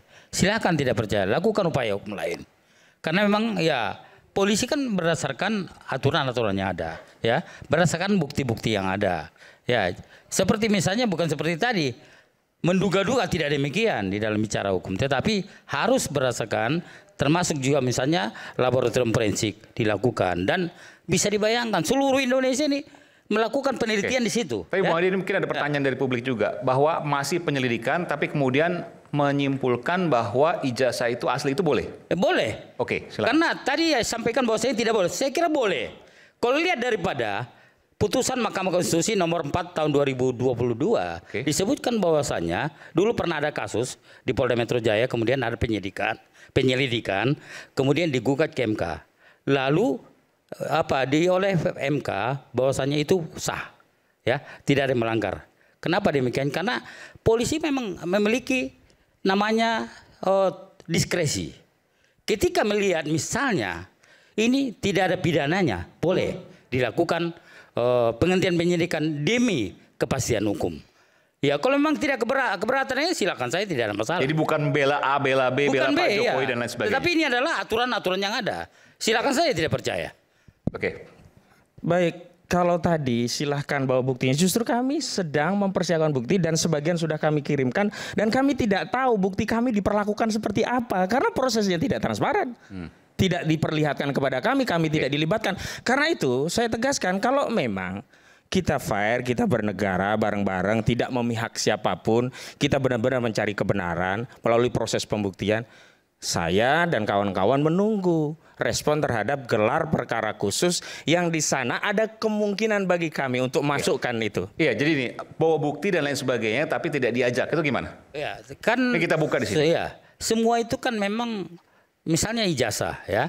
Ijazah ini asli loh yang bukan fotokopi ya seperti tadi yang ditampilkan. Tetapi ini asli. Asli ini punya Pak Jokowi dibandingkan dengan ijazah asli yang ada di orang lain. Saya tanya Pak Edi. Ya. Kalau memang betul Mabes Polri itu sudah meneliti ijazah asli, kenapa yang ditunjukkan pada saat gelar perkara kemarin itu hanya fotokopi? Itu pertanyaan masyarakat, gitu loh. Karena gini, itu kan bukan untuk kepentingan apa namanya ya, tapi itu kan untuk kepentingan penyidikan. Harus dipakai, tidak semua harus diperlihatkan kepada masyarakat. Tapi bukti-bukti yang tampilkan kemarin itu ada pembayaran yang cuma sampai semester 4. Kemudian ada blanko untuk pengisian yang cuma sampai sarjana muda. Kami ketika datang ke UGM, yang diberikan saya pun salut kepada UGM. Yang diberikan itu skripsi asli, bukan fotokopi. Kenapa Mabes Polri kemarin itu justru menampilkan fotokopi? Itu masalahnya, gitu loh. Itu aja. Saya kira gini ya. Memang saya kira tidak. Ya tanya ke Mabes Polri. Ya. Terus yang kedua, saya kira gini. Saya juga heran ya. Kayaknya masalah ijazah Pak Jokowi kayaknya terus-terusan nih. Saya tidak tahu. Saya nggak tahu apakah ada kaitannya dengan yang sampaikan Pak Ngabalin itu ya. Saya tidak tahu persis. Uang besar. Ya. Wah, itu benar Pak. Kita tantang sekarang. Ngabalin. Kalau Anda memang tidak bisa membuktikan, saya juga sampaikan, kita gantung kepala Ngabalin di Munas. Sebentar. Sebelumnya saya tidak meyakini ada uang besar di kasus ini. Tapi begitu Ngabalin cawe-cawe berarti ada uang besar. Dan saya patut duga yang dapat uang besar itu Ngabalin. Oke, Dokter Tifa silakan Dokter Tifa. Dari tadi menunggu ini. Mohon maaf. Oke, bismillahirrahmanirrahim. Saya mohon untuk tidak dipotong ya. Karena apa yang saya sampaikan itu sangat penting untuk rakyat. Bukan untuk yang hadir di sini. Ya, ini kesempatan saya untuk bicara. Pertama, persoalan ini kan sangat melelahkan karena bukan hanya berbulan-bulan ini saja, tetapi 10 tahun dengan sebetulnya solusinya sangat sederhana saja. Ya, tidak harus membuat Pak Joko Widodo sakit seperti sekarang. Ya, sampai beliau tidak bisa ikut upacara yang sangat penting, yaitu Hari Kesaktian Pancasila. Saya baru ketemu Pak Jokowi sehat kok. Jadi, sehat walafiat. Ya yang menyampaikan adalah lah yang bilang sakit sopo. Yang menyampaikan kan ininya beliau apa namanya? Bukan apa? ADC-nya beliau kok. Coba dong lihat. Saya baru aja ketemu Pak Jokowi sehat. Yang menyampaikan. Jadi gini, penyampaian informasi ke publik itu jangan sampai salah. Boleh nggak dia diam? Saya itu ingin menyampaikan kepada rakyat, kita sedih ya. Ketika Pak Joko Widodo itu sakit kan kita sedih kan? Ya Pak Jokowinya sehat. Makanya kita berdoa tidak sakit. Mudah-mudahan Pak Joko Widodo sehat. Kemarin waktu Hari Kesaktian Pancasila upacara yang sangat penting, beliau tidak hadir. Itu kan tentu saja sangat mengagetkan kita semua. Karena Ibu Megawati Soekarno Putri saja hadir. Itu sangat tidak lazim pada Hari Kesaktian Pancasila. Kehadiran itu seorang di dalam mantan presiden itu tidak hadir. Padahal itu adalah hari yang sangat penting bagi rakyat Indonesia setelah tanggal 17 Agustus 1945. Ya, nah jadi saya mendoakan di sini secara setulus hati. Mudah-mudahan Pak Jokowi diberikan kesehatan dan kemudian secara sangat sederhana beliau menyampaikan kepada kita semua rakyat Indonesia, 280 juta rakyat ini sangat menunggu. Seperti apa sih ijazah beliau? Seandainya ada ijazah beliau, tentu saja saya ya sebagai alumnus UGM itu sangat bangga bahwa ijazah itu akan ditunjukkan di pengadilan. Saya sangat bangga seandainya mantan Presiden kita Joko Widodo itu memiliki ijazah asli dan saya sangat bangga sebagai alumnus UGM. Begini, jadi itu saja Pak Jokowi sebetulnya. Itu memiliki jadi ijazah tidak usah harus yang dikeluarkan oleh perguruan tinggi. Orang dua sudah dipenjara. Bambang Tri, Gus Nur itu sudah dipenjara. Lalu apakah beliau harus menunggu saya, seorang ibu rumah tangga sederhana, seorang perempuan dengan anak-anak harus dipenjara juga? Dan beliau tidak ingin juga untuk menunjukkan ijazahnya. Apakah saya dengan Ibu Kurnia, ya, yang kondisi kesehatan beliau tidak dalam keadaan yang sangat sehat, ya, yang selama ini selalu berbakti sebagai pengacara yang tidak dibayar, beliau harus dipenjarakan juga seperti saya. Rakyat Indonesia supaya tahu, Dokter Tifa, Ibu Kurnia tidak takut dipenjara. Kami banyak meme mengejek, menghina kami. Saya menunggu Dokter Tifa pakai baju Shopee, pakai baju orange, nggak masalah. Kalau seandainya kami bersalah, tidak masalah kalau seandainya kami bersalah. Tetapi yang menyatakan bahwa saya salah atau benar itu cuma selembar ijazah asli saja. Seandainya memang betul ada ijazah asli, dengan senang hati saya pakai baju orange. Dengan senang hati saya masuk lapas, nggak ada masalah. Kalau saya dianggap memfitnah, ibu rumah tangga ini dianggap memfitnah mantan presidennya, perempuan ini dengan anak-anak ini dianggap memfitnah dan mencemarkan nama baik. Karena beliau ternyata Joko Widodo punya ijazah asli, gak ada masalah. Ini saya ikhlas, saya ridho. Saya ikhlas, saya ridho pakai baju orange. Saya ikhlas, saya ridho masuk lapas Pondok Bambu. Gak ada masalah buat saya. Karena yang penting bagi saya adalah kita semua membutuhkan kebenaran. Kita semua membutuhkan kejujuran. Karena anak saya, anak-anak Anda semua rakyat Indonesia butuh diberikan pendidikan kejujuran, butuh diberikan pendidikan kebenaran. Ini mahasiswa-mahasiswa ini membutuhkan kebenaran, membutuhkan kejujuran. Adik-adik kesini kan sangat pingin kan ya, sangat ingin kan ya, melihat ijazah asli Presiden Jokowi, sangat ingin kan. Kenapa Presiden Jokowi, kenapa? Kalau Anda melihat saya, kenapa? Apakah Anda pingin saya di penjara? Gak ada masalah Pak, gak ada masalah. Seandainya memang Anda punya ijazah asli, dan karena itu saya mesti dihukum, gak ada masalah. Tetapi tolong Pak Jokowi, tunjukkan ijazah asli Anda. Tunjukkan, demi Allah, tunjukkan Pak. Oh ya. Demikian yang ingin saya sampaikan. Iya, pasti. Ibu ini, ibu rumah tangga ini, perempuan ini, hanya karena ingin menegakkan kebenaran, mau dipenjara. Apakah Pak Joko Widodo ikhlas melihat saya di penjara tanpa beliau menunjukkan ijazahnya? Apakah Pak Jokowi juga pengen Bu Kurnia di penjara juga tanpa menunjukkan boleh ijazahnya? Saya bertanya? Masya Allah. Ibu sejak kapan saya bicara? Saya lihat postingan. Boleh nggak saya bertanya, Ibu? Saya dulu. Sejak tahun berapa Ibu selalu membahas-bahas Pak Jokowi? Udah lama saya kira. Sejak beliau menjadi presiden, Bu Tipe ini selalu mengkritisi dan lain-lainnya tentang Pak Jokowi. Dan saya lihat juga di akun X-nya kalau nggak salah ya, semua itu tentang Pak Jokowi mayoritas. Artinya apa? Di dalam kasus ini saya lihat yang memulai gong ini kan terlebih dahulu mereka yang melaporkan, kan begitu. Artinya apa?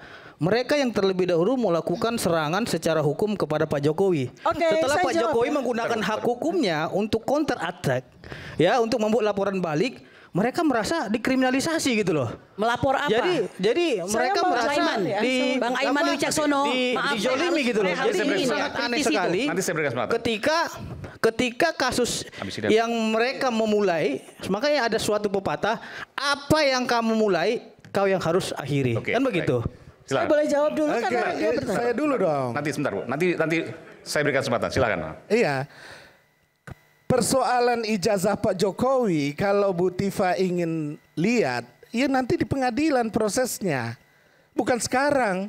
Ikuti aja prosesnya. Oke.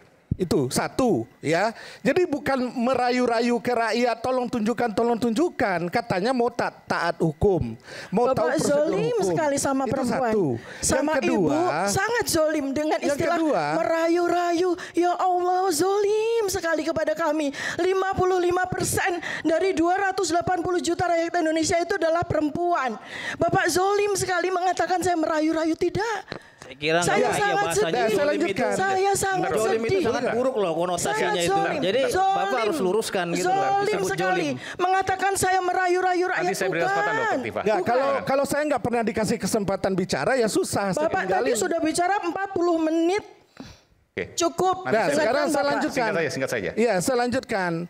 Jadi prosedurnya itu kalau mau taat hukum di negara hukum itu ada. Saya bilang itu ada waktunya. Pak. Di pengadilan. Saya bilang di pengadilan. Nggak ada masalah kan tadi saya sudah bilang. Oke ya. Jadi kalau soal penegakan hukum.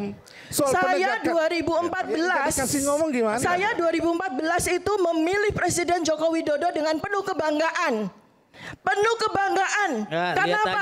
Pada waktu di akun itu media sosial ibu itu pada waktu banyak itu enggak terkait dengan Pak beliau, Jokowi yang dibahas-bahas. Saya bangga sekali. Soalnya saya lihat riwayat ibu itu semuanya itu mayoritas mengatakan alumnus Universitas dan Gajah Mada. Pak Jokowi gitu loh. Saya bangga sekali. Baik, tetapi gitu kebanggaan saya kemudian runtuh. Kebanggaan saya kemudian duduk runtuh. aja Ibu, kita bisa ini. Kita mau pidato atau apa di sini? Beliau memenjarakan Bambang Tri tahun 2016. Akan kembali saat lagi, tetap bersama kami di Rakyat Bersuara.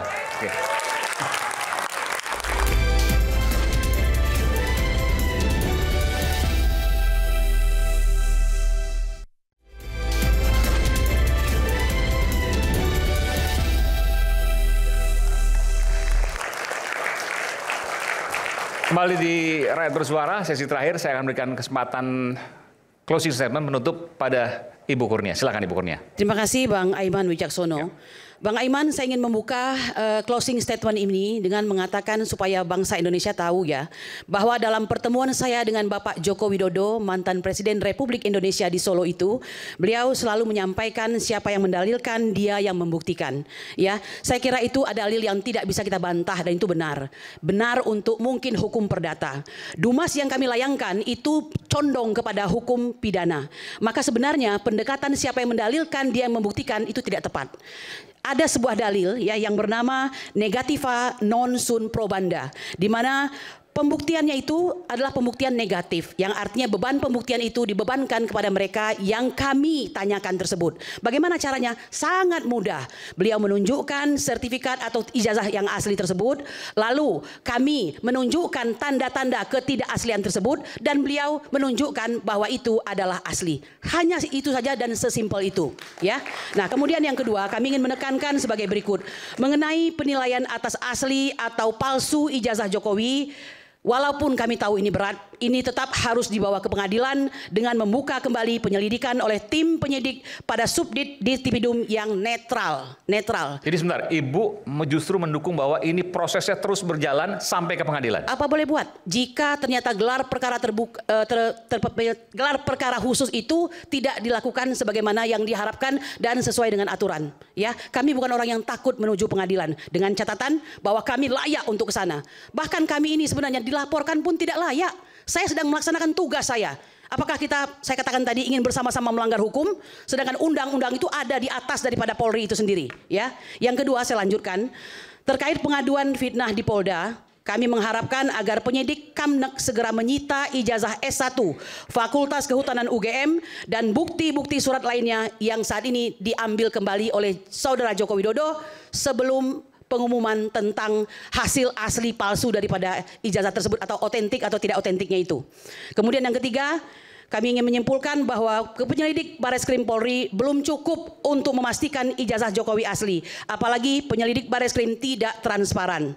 Dan kemudian segera membuka kembali penyelidikan TPUA dan dilakukan gelar perkara khusus. Saya ingin menambahkan satu hal.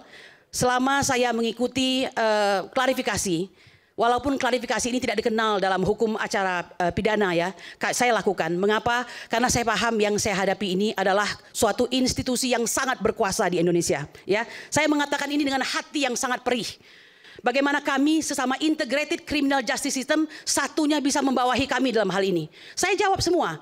Sampai 2 kali pertemuan, hampir 11 jam, ya. Karena saya tidak ingin ruang-ruang kosong itu diisi oleh suatu keterangan yang mungkin saja negatif tentang saya, begitu. Bung Aiman, kami menggantungkan harapan kepada Kepolisian Republik Indonesia. Oleh karena itu patut disimak apa yang disampaikan oleh Bapak Dino Patijalal yang memberikan 3 saran kepada Polri. Satu di antaranya, Polri harus paham posisi dia di dalam sejarah Republik Indonesia ini, ya. Selain dia sebagai polisi yang paling kuat di Asia Tenggara, dia pun terkuat di antara seluruh elemen-elemen bangsa lainnya, baik itu TNI, baik itu BI, diplomat, bahkan juga DPR, KPK dan semuanya, dia terkuat. Mengapa? Karena mereka sebagai nexus atau titik daripada lintas semua arus besar yang ada di Republik ini. Yang kedua, hendaknya Polri itu menjadi semacam solusi bagi bangsa ini. Jadi jangan menjadi penambah masalah atau tidak netral di dalam proses daripada hukum. Dan yang ketiga, semoga kami berharap bahwa Polri menjadi nation builder yang membangun bangsa ini. Tidak setia hanya kepada satu orang yang mungkin saja kekuasaannya bisa hapus dan hilang kapanpun juga. Ya, demikian. Terima kasih. Assalamualaikum warahmatullahi wabarakatuh. Oke, ya nanti Pak. Silakan. Ya. Ya, dari pernyataan tadi saya kira apa yang terjadi saat ini tentu mau menanggapi dulu mungkin apa yang disampaikan. Menanggapi Bu siapa? Kurnia. Ya, saya kira karena ini adalah masalah hukum tentu kita serahkan kepada hukum, ya. Hormati masalah hukum, kemudian jika memang ada yang tidak sesuai dengan mungkin di dalam pandangannya atau pendapatnya, ya lakukan upaya hukum. Dan sekarang kan sudah melakukan laporan ke Biro Wasidik Polri, ya, dan itu akan ditindaklanjuti, ya. Kemudian yang kita harapkan adalah sebetulnya sebagai masyarakat boleh menyampaikan pendapat sama siapapun, boleh menyampaikan pandangan, boleh, karena itu memang dilindungi oleh demokrasi, ya dia. Namun demikian jangan sampai pandangan itu atau pendapat itu menyinggung atau menyebarkan fitnah kepada orang lain. Saya kira bukan hanya kepada Pak Jokowi, saya sendiri pun juga kalau dipitnah pasti akan sakit hati. Dan saya kira ini akan menjadi pengalaman untuk kita semua untuk berhati-hati di dalam menyampaikan sesuatu, jangan sampai menyakiti orang lain. Saya kira demikian. Oke, baik. Bismillahirrahmanirrahim. Bung Aiman, saya minta waktu untuk menyampaikan sebuah hadis yang relevan sekali dengan hiruk pikuk bangsa kita. Bismillahirrahmanirrahim. Sayati 'alan nasi sanawatun khadda'atun yusaddiquna fihal kadhib wa yukadzibuna fihas shadiq wa yu'tamanu fihal kha'in wa yukhawanu fihal amin fayantiku fiha ruwaibidho. Qila fama ruwaibidho qala ar-rajulu tafi fi amril ammah. Nabi kita Muhammad sallallahu alaihi wasallam bersabda, kala akan datang tahun-tahun penuh kebohongan, tahun-tahun penuh tipu daya, tahun-tahun penuh dengan fitnah. Yang bohong dianggap jujur, yang jujur dianggap bohong, yang khianat diberi amanah, yang amanah dianggap khianat. Lalu ketika itu akan ada ruwaibidoh natik berbicara. Kemudian para sahabat bertanya, karena istilah ruwaibidoh itu belum dikenal para sahabat kita itu. Apa itu ruwaibidoh ya Rasulullah? Rasulullah menjawab, at-tafihu ar-rijalu tafih fi amril amma. Orang-orang bodoh yang bicara kepentingan publik, bicara urusan publik, yang dia menipu publik dengan berbagai sarana yang ada. Saya mau bicara tentang soal jangan menyakiti orang lain. Bahkan lebih tinggi derajatnya daripada menyakiti orang lain. Jangan menyakiti rakyat. Kalau hari ini kritik ijazah saudara Joko Widodo dianggap menyakiti saudara Joko Widodo, baik kami terima. Karena itu fokus saja pasalnya 310 KUHP dan 311 KUHP. Jangan diseludupkan pasal 35 Undang-Undang ITE, jangan diseludupkan pasal 32 ITE. Yang kedua, kalau memang saudara Joko Widodo merasa tersinggung, bagaimana dengan rakyat yang hari ini sudah sekian kali dibohongi? Mobil SMK 11.000 triliun, anak-anakku tidak ikut politik, tidak ada import, dan seterusnya. Apakah rakyat tidak sakit hati? Coba lihat ekonomi kita hari ini. Apakah dalam periode ini ada kebaikan di negeri ini sehingga rakyat boleh merasa bahagia? Kalau ada yang bahagia dengan alokasi anggaran dari saudara Joko Widodo, silakan. Tetapi hak rakyat juga kalau merasa terzolimi. Dan memang faktanya, saya pun merasa terzolimi. Dan jangan katakan orang yang sedang berjuang melawan kezoliman, melawan kebohongan, itu sebagai menyakiti. Harusnya bertanya, apa yang telah kau lakukan pada rakyatmu sehingga rakyatmu sakit? Pak Jokowi, kalau melihat ini, tolong apa yang kau lakukan pada rakyatmu, bangsamu, sehingga urusan yang sepele hanya menunjukkan selembar ijazah kau tidak lakukan, kau tidak punya sikap negarawan, lebih memilih proses hukum dan ingin mengambil pilihan memenjarakan seorang ibu yang punya anak hanya demi kepuasan bahwa semua harus diselesaikan secara hukum. Saya masuk yang kedua. Tadi pendekatan subjektif, yang kedua pendekatan subjektif. Sebenarnya pendekatan subjektif ini kekisruhan bisa selesai dengan subjektivitas seorang Joko Widodo. Manakala dia punya sikap kebangsaan, kenegarawanan, melihat persoalan ini lebih besar dan aspek hukum bisa dikesampingkan karena ada persoalan moral, kepercayaan publik. Tidak mau anak bangsa teradu domba dengan persoalan ini. Kenapa? Karena kalau proses hukum akan ada banding kasasi, ini lama. Proses itu sederhana. Subjektivitas seorang Joko Widodo untuk menunjukkan ijazah aslinya kepada publik dan selesai. Dan karena sampai hari ini saudara Joko Widodo tidak kunjung menunjukkan ijazah itu kepada publik, maka patut diduga saudara Joko Widodo memang menginginkan bangsa ini terus terbelah, mengadu domba di antara rakyat, dan memang ingin memenjarakan rakyatnya di tengah legasi yang dia merasa sudah berbakti pada rakyatnya selama 10 tahun. Ingat, 10 tahun itu hilang hanya karena dia memenjarakan rakyat. Dan terakhir, apakah dengan memenjarakan rakyatnya urusan ini selesai? Ada presiden, Bambang Trimulyono dan Gus Dur sudah dipenjara. Tapi apakah orang tidak bertanya ijazah asli? Mohon maaf, ini ijazah asli ini tidak terjawab. Kenapa? Metode menyelesaikan masalah nggak cocok. Masalahnya ijazah asli atau tidak diselesaikan dengan menjarain orang. Harusnya kalau orang bertanya asli atau tidak, tunjukkan ijazahnya, selesai. Bukan dengan memenjarakan orang. Ini yang saya sebut bahwa saudara Joko Widodo tidak sedang benar-benar ingin menyelesaikan masalah ini, bahkan cenderung ingin berbuat zalim dan zalim lagi kepada rakyatnya dengan mengambil narasi proses dan prosedur hukum dengan menarget rakyatnya sendiri. Demikian, Assalamualaikum warahmatullahi wabarakatuh.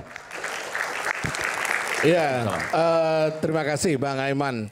Dari tadi kesempatan saya selalu dipotong-potong. Udah banyak tadi. Ya. Dokter Tifa yang sedikit sebenarnya. Nah, makanya di akhir ini ya jangan dipotong.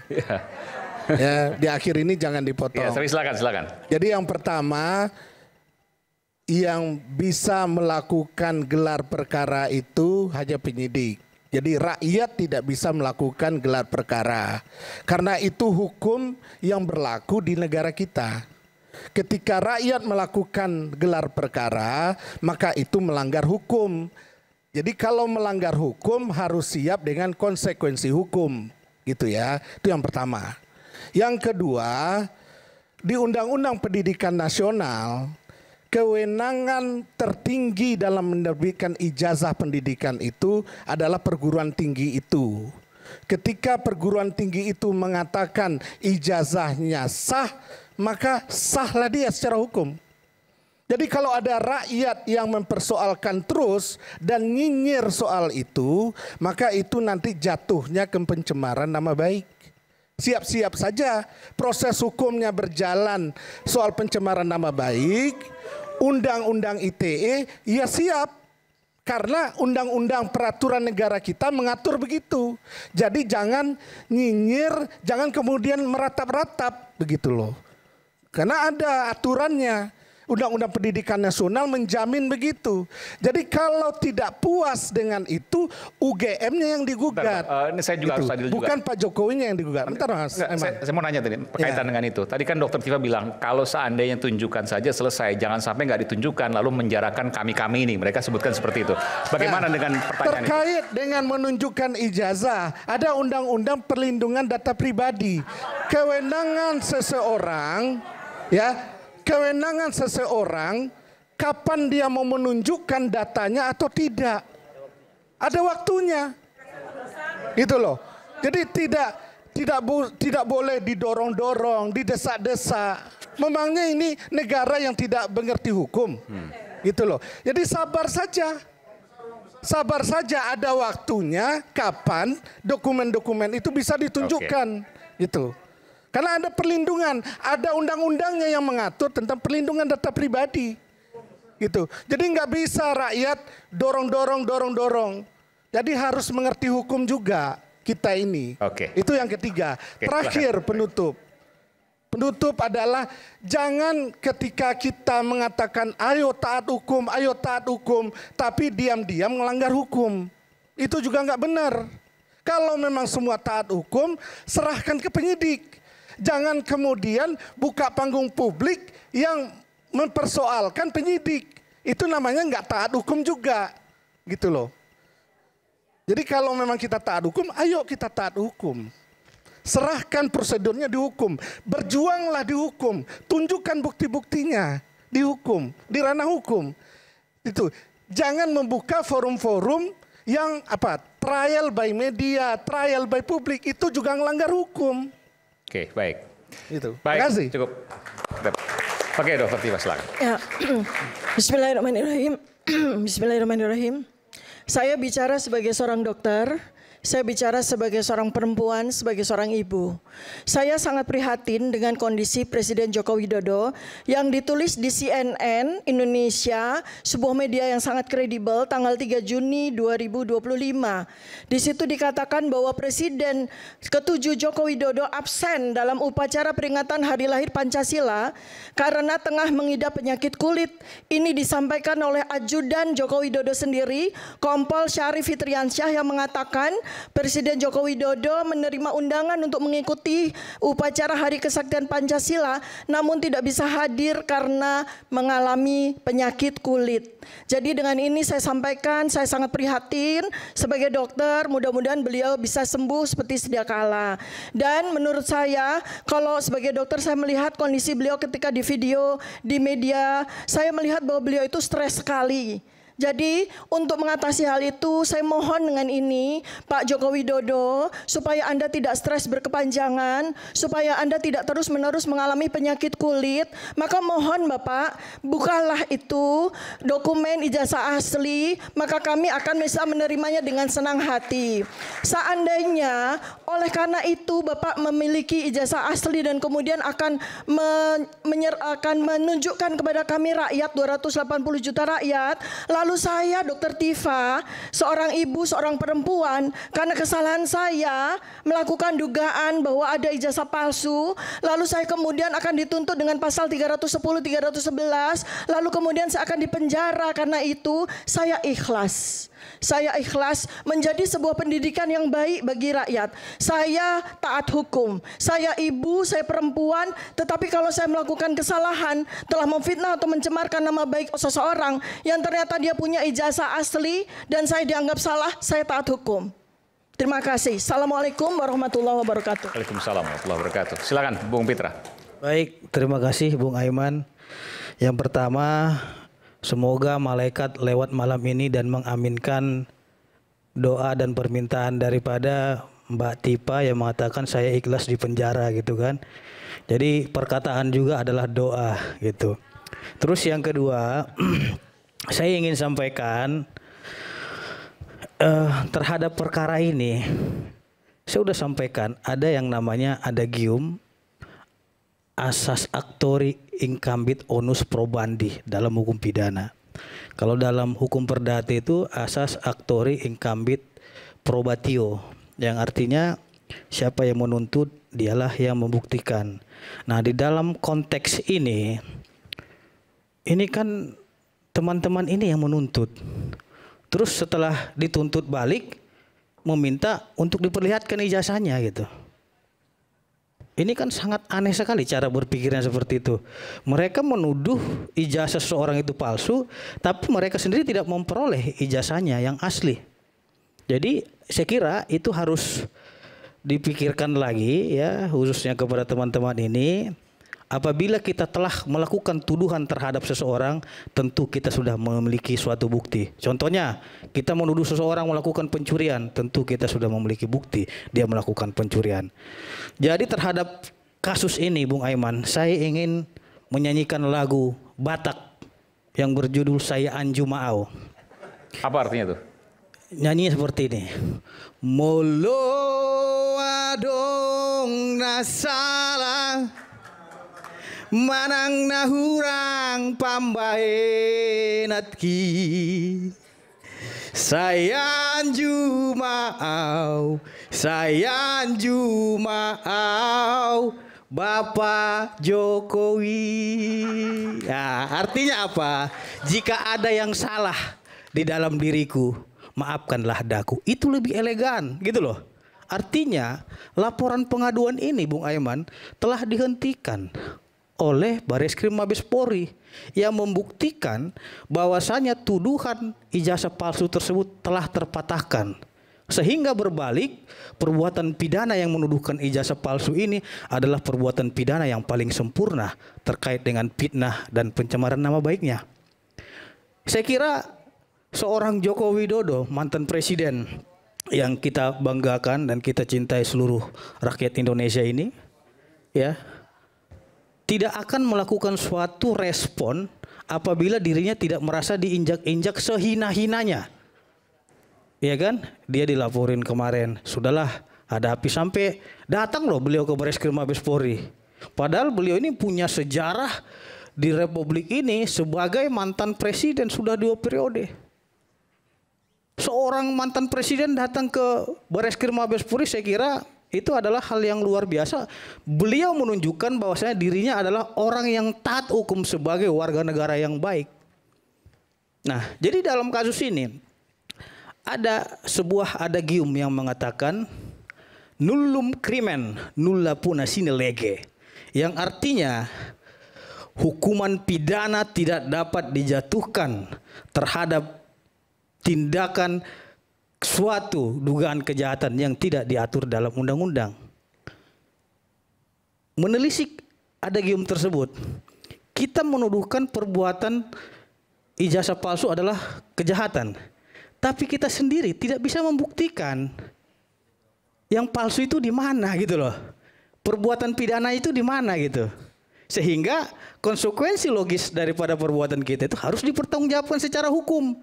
Nah, Pak Jokowi membuat laporan polisi ke Polda Metro Jaya. Saya kira ini bagus buat Mas Roy, Dr. Tipa dan kawan-kawan untuk membuktikan ini loh Pak polisi ijazah palsunya gitu. Tinggal dikasih aja penyidik. Nanti penyidik akan melakukan penyitaan baik itu ijazahnya Pak Jokowi ya, baik itu bukti yang diajukan oleh teman-teman terlapor, sehingga ini terang benderang. Nah, konteks tadi terkait dengan gelar perkara terbuka itu tidak ada diatur di dalam KUHP maupun Perkapolri nomor 6 tahun 2019. Adanya itu hanya gelar perkara biasa dan khusus. Nah, kekhususan itu tadilah teman-teman meminta kepada Karwasidik untuk dilakukan gelar perkara khusus agar diundang nih para Kalau pihak. ada penyimpangan, Dan itu hanya baru terbuka melakukan. untuk terbatas gitu loh. Nah, maka dari itu saya minta sudahlah akhiri pertikaian ini. Kalau memang ada kesalahan, minta maaf saja. Itu hal yang baik. Dan siapa yang minta maaf? Karena Tuhan saja memaafkan hambanya gitu loh. Jadi kalau memang sumpah ada permintaan maaf, saya kira Pak Jokowi pasti sebagai negarawan akan memaafkan. Maksudnya Mas Roy, Dr. Siva kalau minta maaf Pak Jokowi akan memaafkan gitu. Oh iya tentu dong. Terima kasih Mas Aiman. Satu hal yang bisa kita pelajari dari sini itu adalah kata kejujuran dan kenegarawanan. Bumi makin goncang-ganjing karena ada seseorang yang tidak jujur di dalam menjalankan haknya. Dia selalu menuntut haknya, tapi dia tidak pernah menunjukkan kewajibannya. Dan seseorang itu digambarkan dengan tadi. Hanya orang itu dan para pembelanya yang tidak jujur. Sudah jelas-jelas Komisaris Polisi Syarif Muhammad Fitriansyah mengatakan dia absen karena kulitnya menjadi hitam-hitam. Karena sakit kulit. Tapi kita dengar hoax beberapa menit yang lalu, katanya sehat-sehat saja kata pendukungnya tadi. Ya, itu sudah jelas hoax, sudah jelas bohong, ditampilkan di depan iNews dengan sangat terbuka. Apalagi tadi para ahli hukum yang kita hormati harusnya mengerti bahwa undang-undang itu, Mas Aiman dan seluruh masyarakat, dibuat untuk ketertiban masyarakat, bukan untuk mempidanakan rakyat. Saya termasuk, sekali lagi maaf saya ulangi, saya termasuk tim penyusun dari Undang-Undang ITE nomor 11 2008, direvisi jadi Undang-Undang nomor 19 tahun 2016, direvisi terakhir menjadi Undang-Undang 1 tahun 2024. Itu tujuannya adalah untuk agar Indonesia bisa masuk dalam kancah e-commerce global. Kalau tidak, kita akan terpinggirkan. Maka itu nama dulunya adalah Undang-Undang Informasi dan Transaksi Elektronik. Ada pasal 32 dan pasal 35. Tujuannya adalah orang tidak mengirimkan bukti elektronik kemudian direkayasa. Tapi pasal itu, Mas Aiman, yang pidananya 8 tahun dan 12 tahun, itu dipaksakan kepada Dr. Tifa, dipaksakan kepada Bu Kurnia, dipaksakan kepada saya, dipaksakan kepada Dr. Resmond. Padahal tidak ada bukti elektroniknya, nggak ada yang mau dikarak-karak. Tapi kalau itu dimasukkan, diselundupkan, Mas Aiman, itu tiba-tiba ada penyidik yang nanti bisa kemudian langsung mempidanakan. Itu jahat sekali. Nah, maka sekali lagi, kita tirulah saja kebesaran hati, kejujuran dari sosok Bathara Guru ini. Yang dulu Bathara Guru 8 tahun yang lalu itu masih hehehe karena dia dianggap pembimbing skripsi. Tapi terakhir bingung direvisi, bukan pembimbing skripsi tapi pembimbing akademik. Terakhir setelah dilihat, dia ternyata adalah masih asdos, asisten dosen. Jadi nggak bisa bimbing skripsi. Mas Aiman dan seluruh rakyat Indonesia, terima kasih Pak Bathara Kasmujo, ya. Anda telah menunjukkan kejujuran. Tunjukkanlah kejujuran kepada mahasiswamu itu, yang katanya itu mahasiswamu. Ya ini, jangan bohong Le. Hidupmu nggak akan lama lagi karena setiap orang di Indonesia itu pasti akan ada riwayat umurnya. Tapi makanya sekali lagi, moga-moga pelajaran penting ini menjadi milik kita bersama, Mas Aiman. Orang Indonesia harus mempertahankan kejujurannya, bukan keserakahannya dan keegoian. Bumi goncang yang langit kelap-kelap tancap kayon. Baik, terima kasih pada para narasumber. Kita ketemu pekan depan. Saya Aiman Wicaksono. Sampai berjumpa di Rakyat Bersuara berikutnya. Salam. Terima kasih.